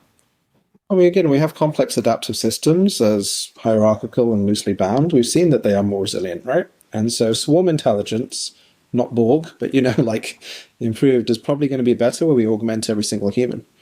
Now, the question is, how do we do that without being evil? So you talk about rivalrous and non-rivalrous goods. Vitalik Buterin has this great blog post about the revenue evil curve, which is that, a lot of things start out very good, but then once you start to be rivalrous and exclusive, because you have to shut off access for premium features and things, you start becoming evil as an organization. So are there better ways to fund and align these things? Because a lot of the question of alignment is, if I'm building a model for maximum engagement like Meta, it's going to be really hard to align it properly. Leaving aside kind of instrumental alignment and all these discussions, because I'm optimizing for manipulation ultimately, right? I'm optimizing for profits. I'm not optimizing for well-being. And in fact, a lot of models don't encode any type of ethics because they're like, well, we can't have an ethics for everyone, so we should have an ethics for no one. When I'm thinking again about the models for creativity and things like that, that kind of makes sense. When I'm thinking about the models to teach my kids, I wanted to kind of know my ethics and teach my kids my ethics, And And I want to know what's inside that model, which is a bit different again from these generalized intelligences. But if we can capture what everyone thinks in different cultures, we're probably going to have a more sustainable, solid model that understands the nature of different cultures, understands diversity, and again, has this mixture of reasoning and being able to look up its data as well versus these 36 trillion, 100 trillion model training runs on tokens. I think we only need 1 trillion good tokens. What those are, that's a question. But I think, again, for the important things in life, they should run on that, and that'll be far more resilient as a distributed swarm, particularly if the objective function of the AI is your or my flourishing, the flourishing of your or my communities, and of society as a whole, which I don't think anyone's encoded in current models. Like, we talk about constitutional approaches. Where are the laws of robotics for AI? Those should stem from our shared ethics, our shared concepts of reality. And again, I don't think you can have one model to rule them all, because a Japanese consensus is different from a German one, is different from that, plus communities, plus the different identity layers you have. And it feels like open source is the best way to do that. So let's get into the new social contract and the role that open source plays in that. And you've got a pretty sweeping vision. So lay it out. What do we do in terms of a new social contract? There's a call for a new monetary system in there. There's a new framework for how governments should think about policy. Take it through us. Take us through it. Yeah, so I think the headline of this is that I think that the AI that runs the important things in life should be a utility, and it should be owned and controlled and optimized for the people. So if we look at our current monetary system, because we start with money, and what does money measure? Money is mostly made by banks when you put a deposit in, and they create money for credit, which is debt. So the basis of money is debt. And you see this constant traversal from the young to the old. Like, the old people own the properties, they literally extract rents from the young people. They have the credit scores, and then money capitalizes money, which is why we've got billionaires, almost trillionaires right now. It's very effective. When labor can't attract capital anymore, how does labor get capital? Like, again, there was a good recent study by Stanford, Eric Belonson again, that showed that early sector jobs are starting to fall off a cliff.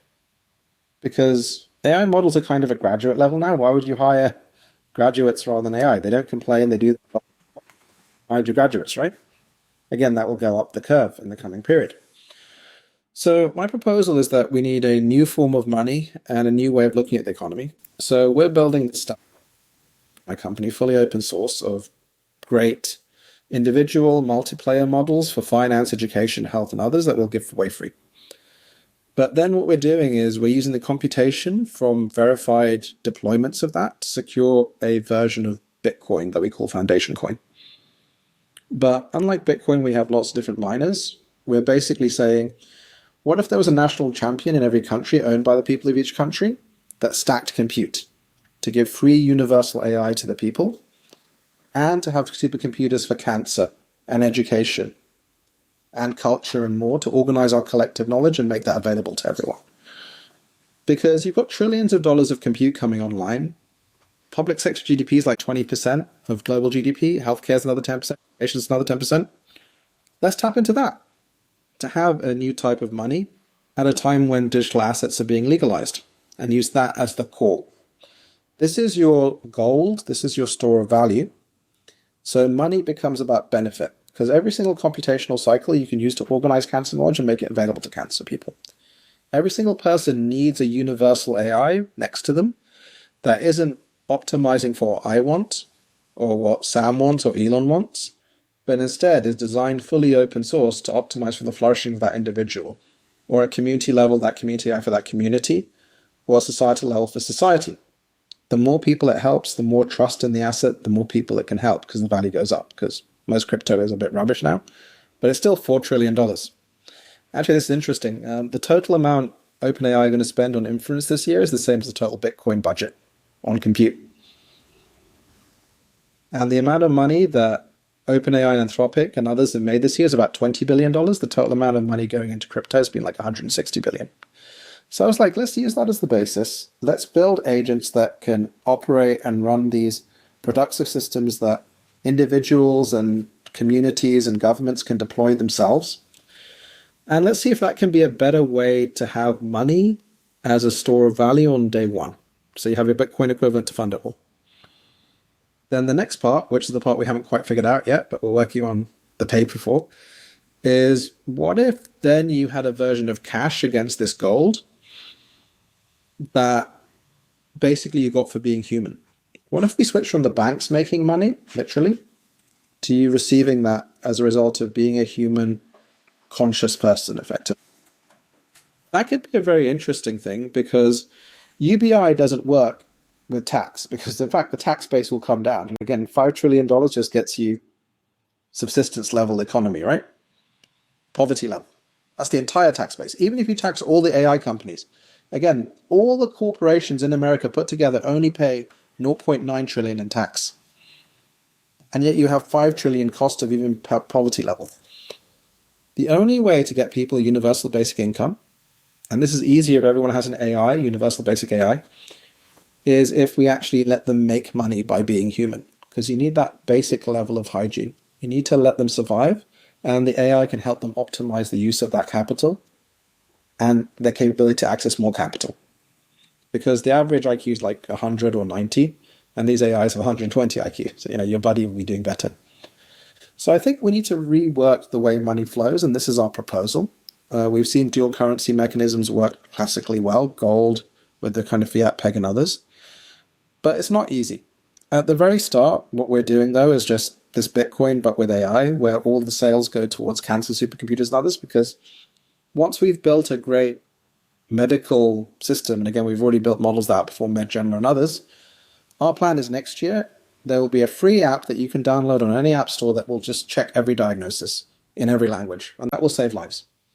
Someone's got to do that. Someone's got to organize all the cancer knowledge and make it available to everyone in every language with an AI that outperforms human docs and empathy, because it's a good thing.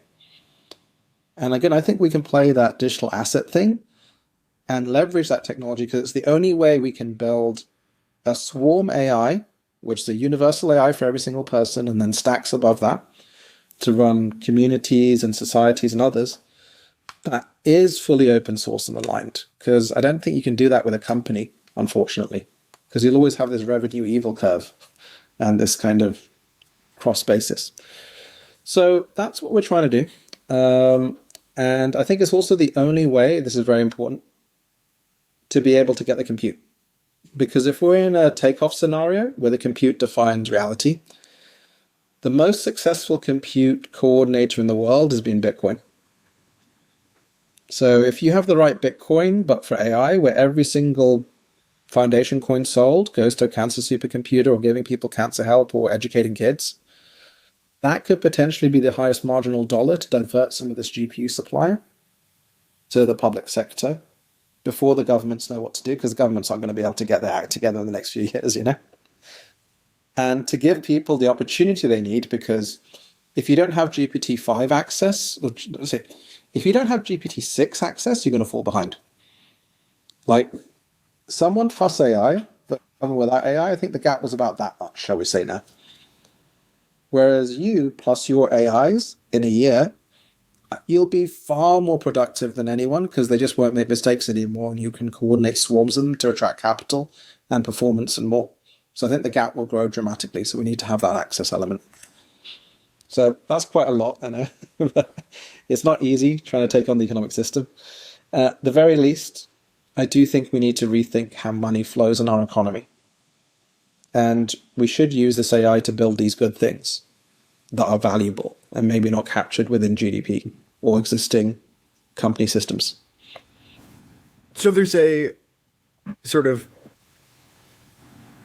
several pillars there. One is collective ownership of models and infrastructure, which certainly, when you consider the fact that the data on which the models are trained is sort of the collective product of humans over the course of human history, it does seem fair to say, hey, maybe we should have a sort of, at least take a stab at a collective ownership model for these models.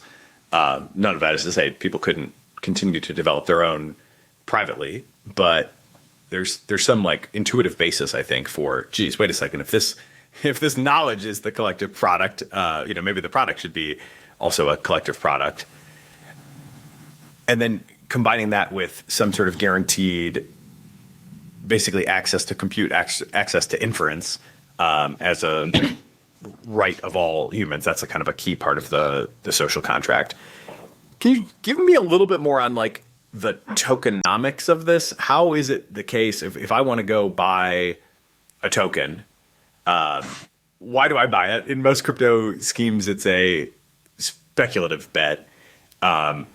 Maybe there's some aspect of that here too, but I sort of take the idea that I'm like buying into compute, but you're going to go spend that money on compute, right? How do I then redeem if this is sort of gold? Like, how do I get my gold out of the bank at some point in the future? If I want to redeem gold, can I get like compute back out? What is the incentive structure for the people that are buying in and contributing to capital now? Yeah, so our concept was digital assets are legal in America. Apparently, markets are going to go on the blockchain. The government's super behind it right now. But again, most of them, there just isn't a high quality one that you'd like to tell your grandma about. At the same time, the world needs high quality intelligence. The existing ownership schemes, like you had Nick Bostrom with his ODI thing of everyone getting ownership in AI companies. Like we did the math and like I think I alluded to this earlier. If OpenAI is worth $100 trillion, so 30 times more than the most valuable company today, bigger than global GDP, which is $85 trillion, and American citizens had a 10% ownership of that, that's $29,000 each per American of ownership. At a 5% dividend rate, that's $1,500 per year per American. That's just with Americans. It doesn't work. You need to have ownership of a different type if you're going to have this transition here. So we kind of looked at, you need to have probably a dual currency system for optimization, and we worked out the calculations of this. Bitcoin is worth $2 trillion already. And it's secured by large amounts of compute, but that compute's kind of topping out a bit right now due to the halving, due to these other things. But it's a good model. So we said, let's create a version of Bitcoin, which is mined by national champions owned by countries everywhere, maintaining the ledger as a new type of money. But rather than being mined on ASICs, it's basically accelerated by the provision of compute to build great data sets, build great models, and make them available to people.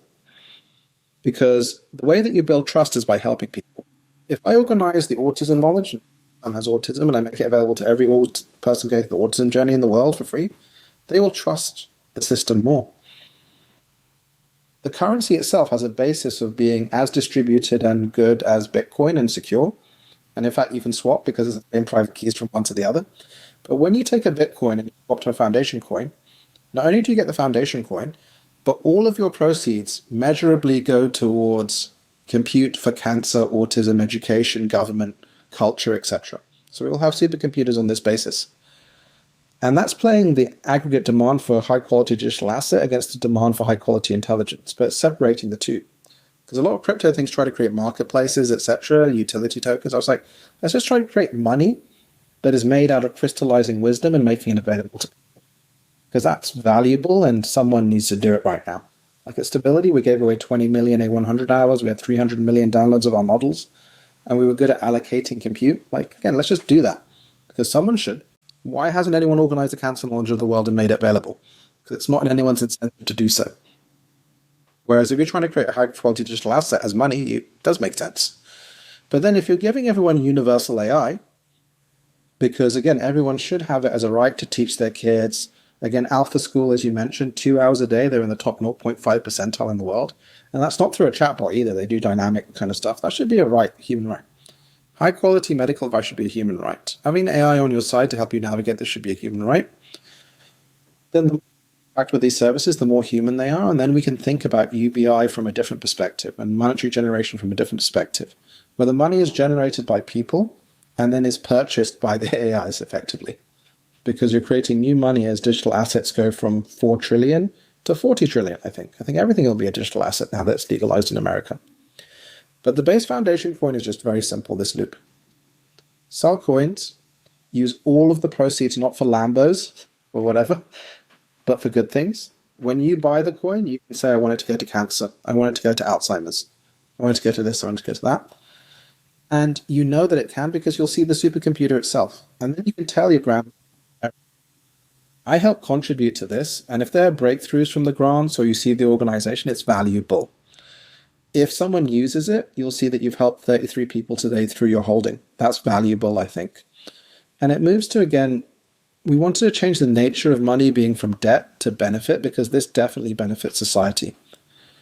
And we talk a lot about the benefits of AI, drug discovery, everything, but it's all through this corporate capitalist perspective, whereby you might have Isomorphic and others having breakthroughs, and they're amazing people there, but they will keep that to themselves versus having this I and N and D approach to things, which is just, if we build something that's trusted and has this core asset where as we increase compute, it secures it more, as we increase the diversification, it secures it more, we believe that can be a self-sustaining flywheel that can create the next Bitcoin. But it will help a billion people in the meantime. And again, I give that practical example of, just look at the medical model. We know next year that releasing that fully open source model, we could charge for it. Checking every diagnosis in the world, anyone can install it on any computer, and it's fully open source. Will that save lives? Yes. Will organizing the cancer knowledge of the world, a great big honking supercomputer, accelerate a cure for cancer? Yes. So I think, again, it's this super interesting time where this might work, and it's the best idea we've had. If any listeners have better ideas, please tell us, because we can't think of anything else that can scale like a Bitcoin except for a new type of Bitcoin. But it's not for censorship-resistant classical money, even though it is distributed and decentralized. It's trying to set the basis of a new economy where the most valuable thing is how many humans you've helped effectively. And then we can build with everyone else the infrastructure around that to ensure you don't have capture of these important things. You mentioned national champions in countries. You know, as long as we're thinking so radically different about the future, do you question at all the nation state as the right organizing unit for the future of humanity? I don't have a position on this really, but I mean, the way that we thought about it, if you think about education, health, government, financial stuff, the regulated industry AIs that we're focused on, that we think are the most important not to have corporate capture, they're very regional and they're very local. Like, your healthcare data shouldn't leave your town, your city, your country, right? So it's just a natural organization of that. But rather than have a Mistral or Cohere approach, we were just like, what we're planning right now is to set the valuation at like $1 and give all the equity to the citizens. Like, just have collective ownership of these things. Have improved DAO-type formations for what the localized data sets of the generalized medical models and education models look like. And their job is to act as digital asset treasury / mining pools to organize the compute build-up in all these countries to provide universal AI services. Just again, because humans generally aren't in war on geography. However, earlier in this discussion, I did say the wealth of nations. It was about land, it was about factories, it was about these other things. OpenAI becomes this transnational thing that's even bigger than Meta. And Meta obviously is doing AI now as well, because the marginal productivity in the world, like the best Japanese-speaking accountant, will be on an OpenAI server. They won't be in Japan, you know? So again, that's going to have such a massive impact across the world. Like, the best Bulgarian doctor will be on an OpenAI server in Arizona. How crazy is that, right? So I think the nation state is going to be challenged, but again, just geographically, with the purpose of what we want to do, it makes a lot of sense. But again, we don't need to do a Cohere Mistral type model here, where private sector, B2B SaaS, etc. We can just literally have them as miners, as mining pools, etc. And again, owned by the people of each nation, because they should be locally owned, because I don't really care that much about Bulgarians. You know, apologies to my Bulgarian friends, right? But the Bulgarians care about the Bulgarians. And what they need is a stack they can run, where it's very simple. Stack GPUs, give the people access to the technology, have a localized version of that, and the more they stack, the more coins they mine, the more they can fund, until the government catches up, and then the government funds everything. And then they can just increase the wealth of the country, and then they can think about the local currencies, etc. It's really not easy changing the way things work. And again, I think this is the best approach that we've had to that. But I do think we will see more and more network states. We will see more and more of these alignments occurring as people look for new types of identity. it seems like there's a set of recommendations that you have for policymakers that they could adopt, you know, regardless of your stage of progress on all the grand plans that you've outlined. We want to just give a little flavor of what that is for people in positions of power today. Yeah, so but a lot of the issue of government is that you had intelligence at the top, but you can never have the intelligence at the bottom. But now if you give everyone a universal AI, then you communicate very differently, you coordinate very differently, the information coming through is very different as well. Like right now, your healthcare information is about that much compared to what it could be if you just told the AI how you're feeling every day. So I think that the role of the government becomes leveraging AI to not do stupid things like stupid policy, because every US policy should be checked by an AI, and we'll build that if no one else does, to say, does it adhere to the Constitution and common sense? Like, again, these big beefy bills, etc. But then it's about changing the harmonic flow of this to optimize those capitals and stay within these FOR constraints as well. And that goes beyond, again, just this focus on GDP, which the inventor of GDP said was wrong. What does the diversity, resilience of my community look like? Am I increasing the intelligence and capability of my society versus these work programs are really pushing the boundaries and making this AI available to everyone in the right way?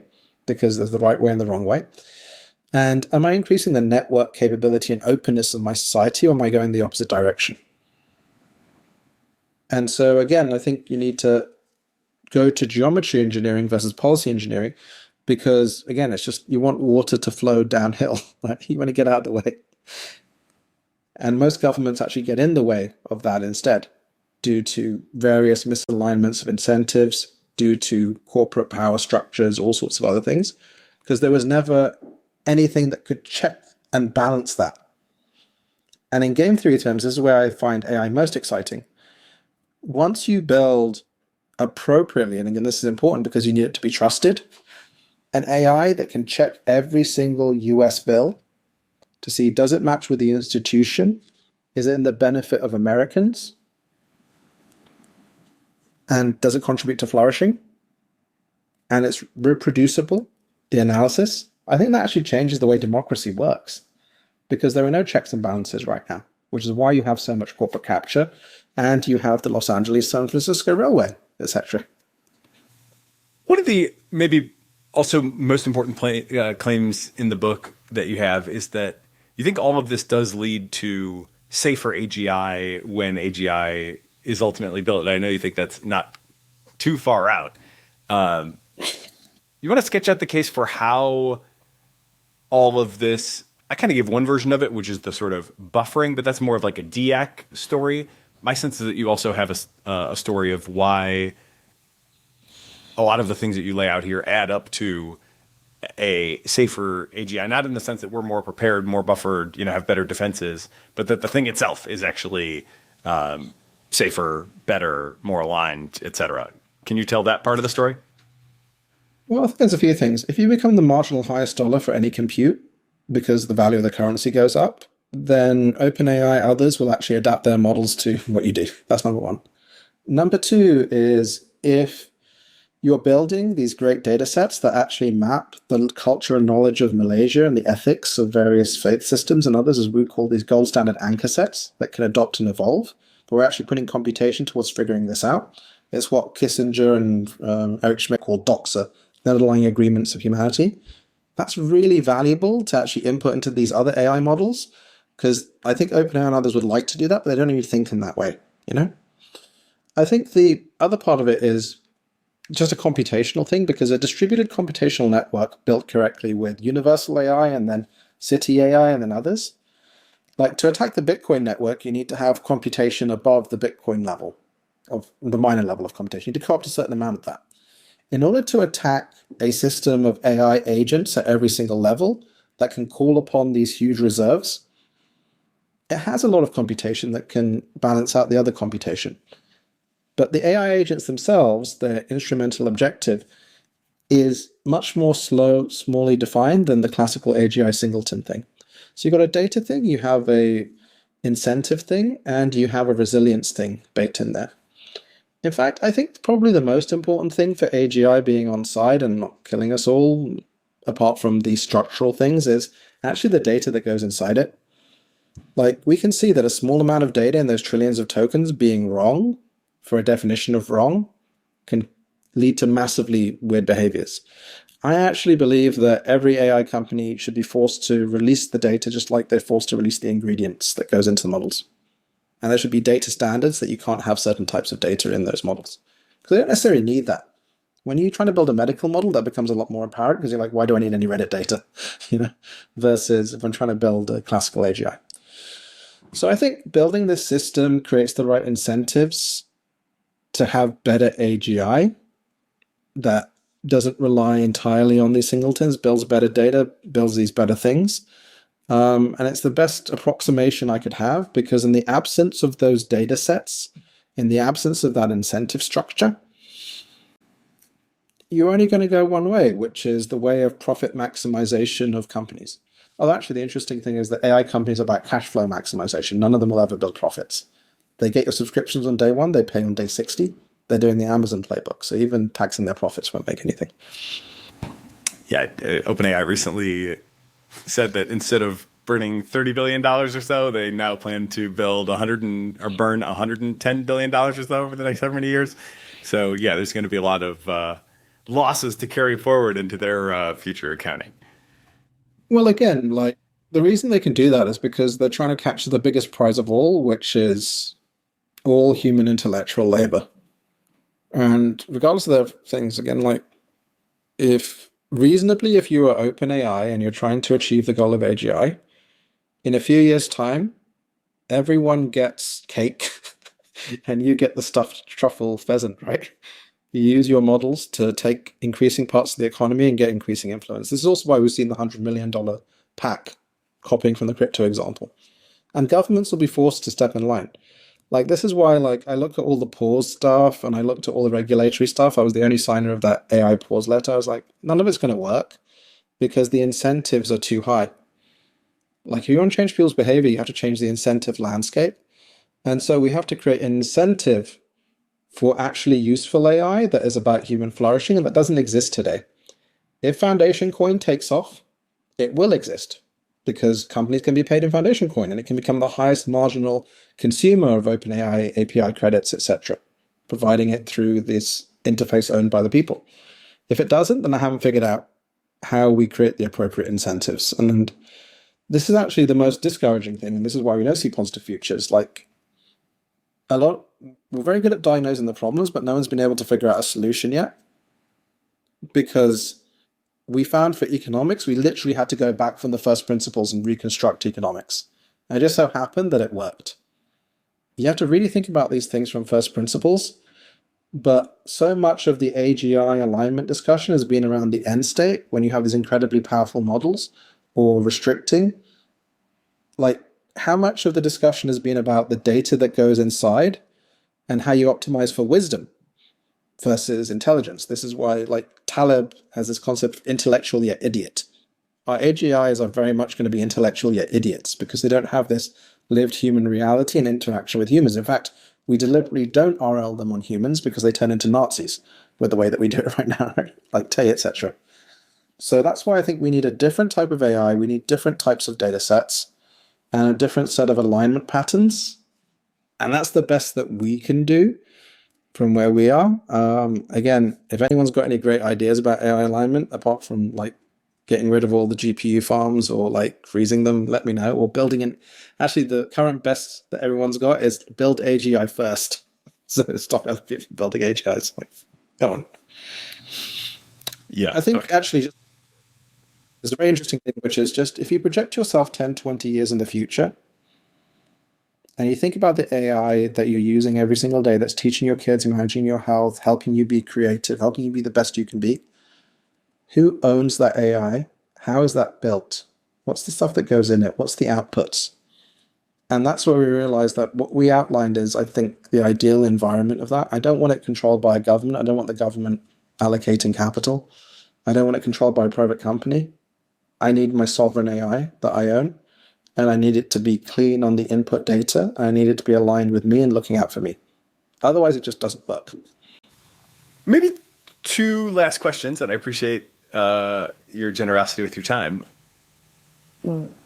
it seems like you think we have a relatively, you kind of alluded a couple times to 1,000 days since ChatGPT, the next 1,000 days, things are going to look a lot different.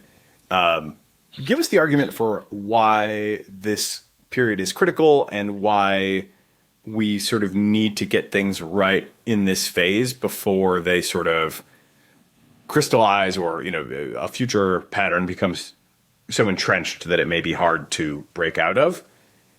And then after that, I want to hear just kind of your vision for human life in the scenario where it goes well. Yeah, so I think, again, this leaked Anthropic thing where they showed this takeoff, that could be quite reasonable, particularly on the worker basis as opposed to the model training basis. I'm a bit dubious that you actually need to have that. I'm going to say 5 billion active parameters is all you need. Just like the 64K RAM is all you need. Especially if you've got reasoning pure. I think GPT-OSS was a director of that. Having the defaults in a country like UAE saying ChatGPT for assistance is going to be incredibly powerful. And so we need to set an open, communally owned interface layer. And you can do that very quickly within a few years if you have the model that we're describing, where nations are stacking GPUs, they're mining this currency, if we can get traction on it, and all the value is going to it. We think that's a very powerful thing. The first entity that checks every single policy, again, has lots of power. The first entity that has the first supercomputer organizing cancer knowledge has lots of power. We need to make sure those things are collectively owned, because these things do act as Schelling points, which I think is very important. And we need them because what's going to happen over the next 3 years is that the AI will be good enough to displace jobs, but it won't immediately. The safest jobs in the world are San Francisco MTA administrators owning $400,000 a year. Because they're not about production or performance. Public sector jobs are safe for a while. But then income tax receipts, other things, consumption will drop because you have displacement of workers as a sand pile collapse. And that will affect different industries at different times, and then robots will come as well. So the next 3 years is when the AI becomes good enough. Like Dario, 6 months ago, said 90% of code will be written by AI by around about now. He should have said can be written. Like a couple of years ago, I said it was about 5 years for programming, which gives you another couple of years. It can be, but it doesn't mean that it is. In fact, not every coder is using AI right now, which is crazy.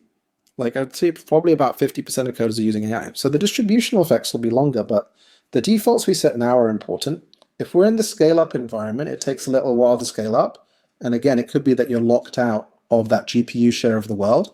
So we need to make sure as much of that GPU share of the world is diverted towards benefit and human benefit as possible.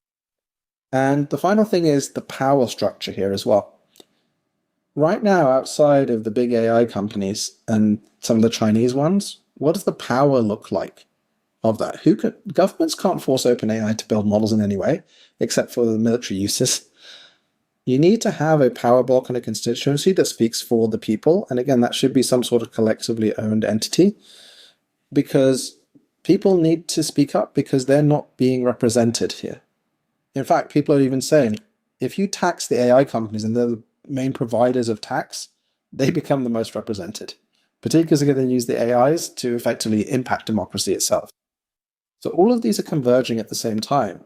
So we need to have something big now. And again, the only thing we could figure out is what we've described. I don't think there's any other way to coordinate this. And I think it's at the ideal time now, because once the models get good enough in a year or two, once you have your ChatGPT and you've put all your life into it, etc., numerical, you're not really going to switch, right? The moats are going to grow bigger and bigger. If you get the scale up, the moats are going to grow bigger and bigger. But there's this period now where we can set really interesting defaults for the AI that matters. And again, you can still use these other AIs, but don't give them ownership of the control plane. Don't give them ownership of your data. That I think is the key thing. And let's think of new ways to have this collective ownership, this collective organization, and build stuff that really helps people as well. Because again, if a couple of years ago, or like 2000, I was using AI to organize COVID knowledge, and then a whole bunch of AI companies didn't give me the tech, which led to stability, etc. I couldn't organize all the cancer knowledge in the world back then. But now I can say, hand on heart, if we build a supercomputer for cancer, we will accelerate a cure for cancer and be able to help every single family in the world going through their cancer journey. And there's no actual debating that. Isn't that a wonderful thing? to be able to bootstrap something like this. And for Alzheimer's, and for neurodegenerative disease, and multiple sclerosis. So I think it's a mixture of positive and negative here, with the positive enabling us to buffer a potential negative future, because the way things are going right now is the great fragmentation or the singleton. There's no other way about it. The AI companies will run the governments effectively. On the flip side, the second question, the positive view of the future. What is the meaning of life? Nice small question. 42, right? And maybe that's what SuperGrok 842 will kind of figure out. It kind of goes back to our core thing is a reimagining of identity and purpose. And our purpose in this life is not to make money for companies or live to work. Like you work to live, right? If we can figure out a way that we can have that go to the side, then we can achieve much more if we reorient it the way we think. And I think China is a very interesting example of that. The population of China pyramid is messed up completely. With robots, the robots can look after the people of China as they grow up. You don't need youngsters anymore. And in fact, I think in a few years, China will stop exporting robots because they can be a completely self-sufficient society. But then what is the society optimizing for? Human flourishing. It's your interconnection with others. It's advancements in art, culture, all these kind of things. It's your relationship with your family. It's like you don't have enough time to spend with your family or your kids because you're working all day long. But is your work really that much more important than helping your kids thrive and survive? And again, I think Alpha School has kind of shown education really is a factory school, and you'll see more and more instances of that. So we need to have a new story and a new social contract. Again, this is why I think a Star Trek future is better than a Star Wars future, as it were. Like, again, what is that about? It's about exploration, it's about pushing the boundaries. Like, Picard was not a good series because it was about espionage, but, like, the spirit of inquiry, of progress and others, we need to set that up better to allow people to be happier, and we need to really focus on social connections and more, as you said, the caring economy. And that's an ideal because there's no substitute for robots for your interconnectivity. And I write in the book, like, we should be the guiders of anti-entropy, particularly if capital comes from us, from being human. Like, why should I earn money? To a base level, it's because I'm a person, because I'm valuable.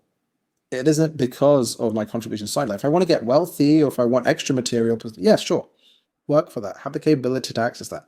But put everyone on an equal capability thing and then really allow people to understand each other, themselves and the universe better, and then things will be happier. Then depression will be lower. But we should be able to write that story ourselves. And again, really think about how our social contract has moved from Rawls to Hobbes's Leviathan to others. Like, what is the nature of being and other things like that? This is why I think there is room for a new philosophy and more. We've jotted down some things, but again, let's leave it to the communities to figure out and build stronger communities, full stop. Let's decrease the hate and let's increase the positive stories. Because I think as a final thing, like, again, this is 1 week after Charlie Kirk and all of that, the biggest story that causes violence is that humans are not humans. That's the biggest lie ever told. And our echo chambers and our attention systems exacerbate that now. If we can tell better stories and protect ourselves better, then maybe we can realize that we're all people and we can work together. And when we all work together, there's nothing we can't achieve. So again, that's why we need to use the AI to increase the nature of our agency versus replace us with agents. And that's a design consideration that we have right now, and now's the time to decide that. This is fascinating. Anything else you want to touch on that we didn't get to, or any other thoughts you just want to leave people with? I think that's a lot of stuff, man. Like, it's the most exciting time in history. And again, it's the tipping point, literally right now. Like, I think people need to really think from first principles how they view their own families, their economies, and more. And again, put yourself in the future. What type of AI do you want to exist, and can you help that happen? Because it's inevitable now. You're not stopping this. Yeah, the momentum is only building, and it doesn't seem like it's going to be turned back anytime soon. I definitely agree with that. The book is The Last Economy, A Guide to the Age of Intelligent Economics. The company that's training and open sourcing all these data sets and models is the Intelligent Internet. Emad Mostaque, thank you again for being part of the Cognitive Revolution. Thank you very much. If you're finding value in the show, We'd appreciate it if you'd take a moment to share it with friends, post online, write a review on Apple Podcasts or Spotify, or just leave us a comment on YouTube. Of course, we always welcome your feedback, guest and topic suggestions, and sponsorship inquiries, either via our website, cognitiverevolution.ai, or by DMing me on your favorite social network.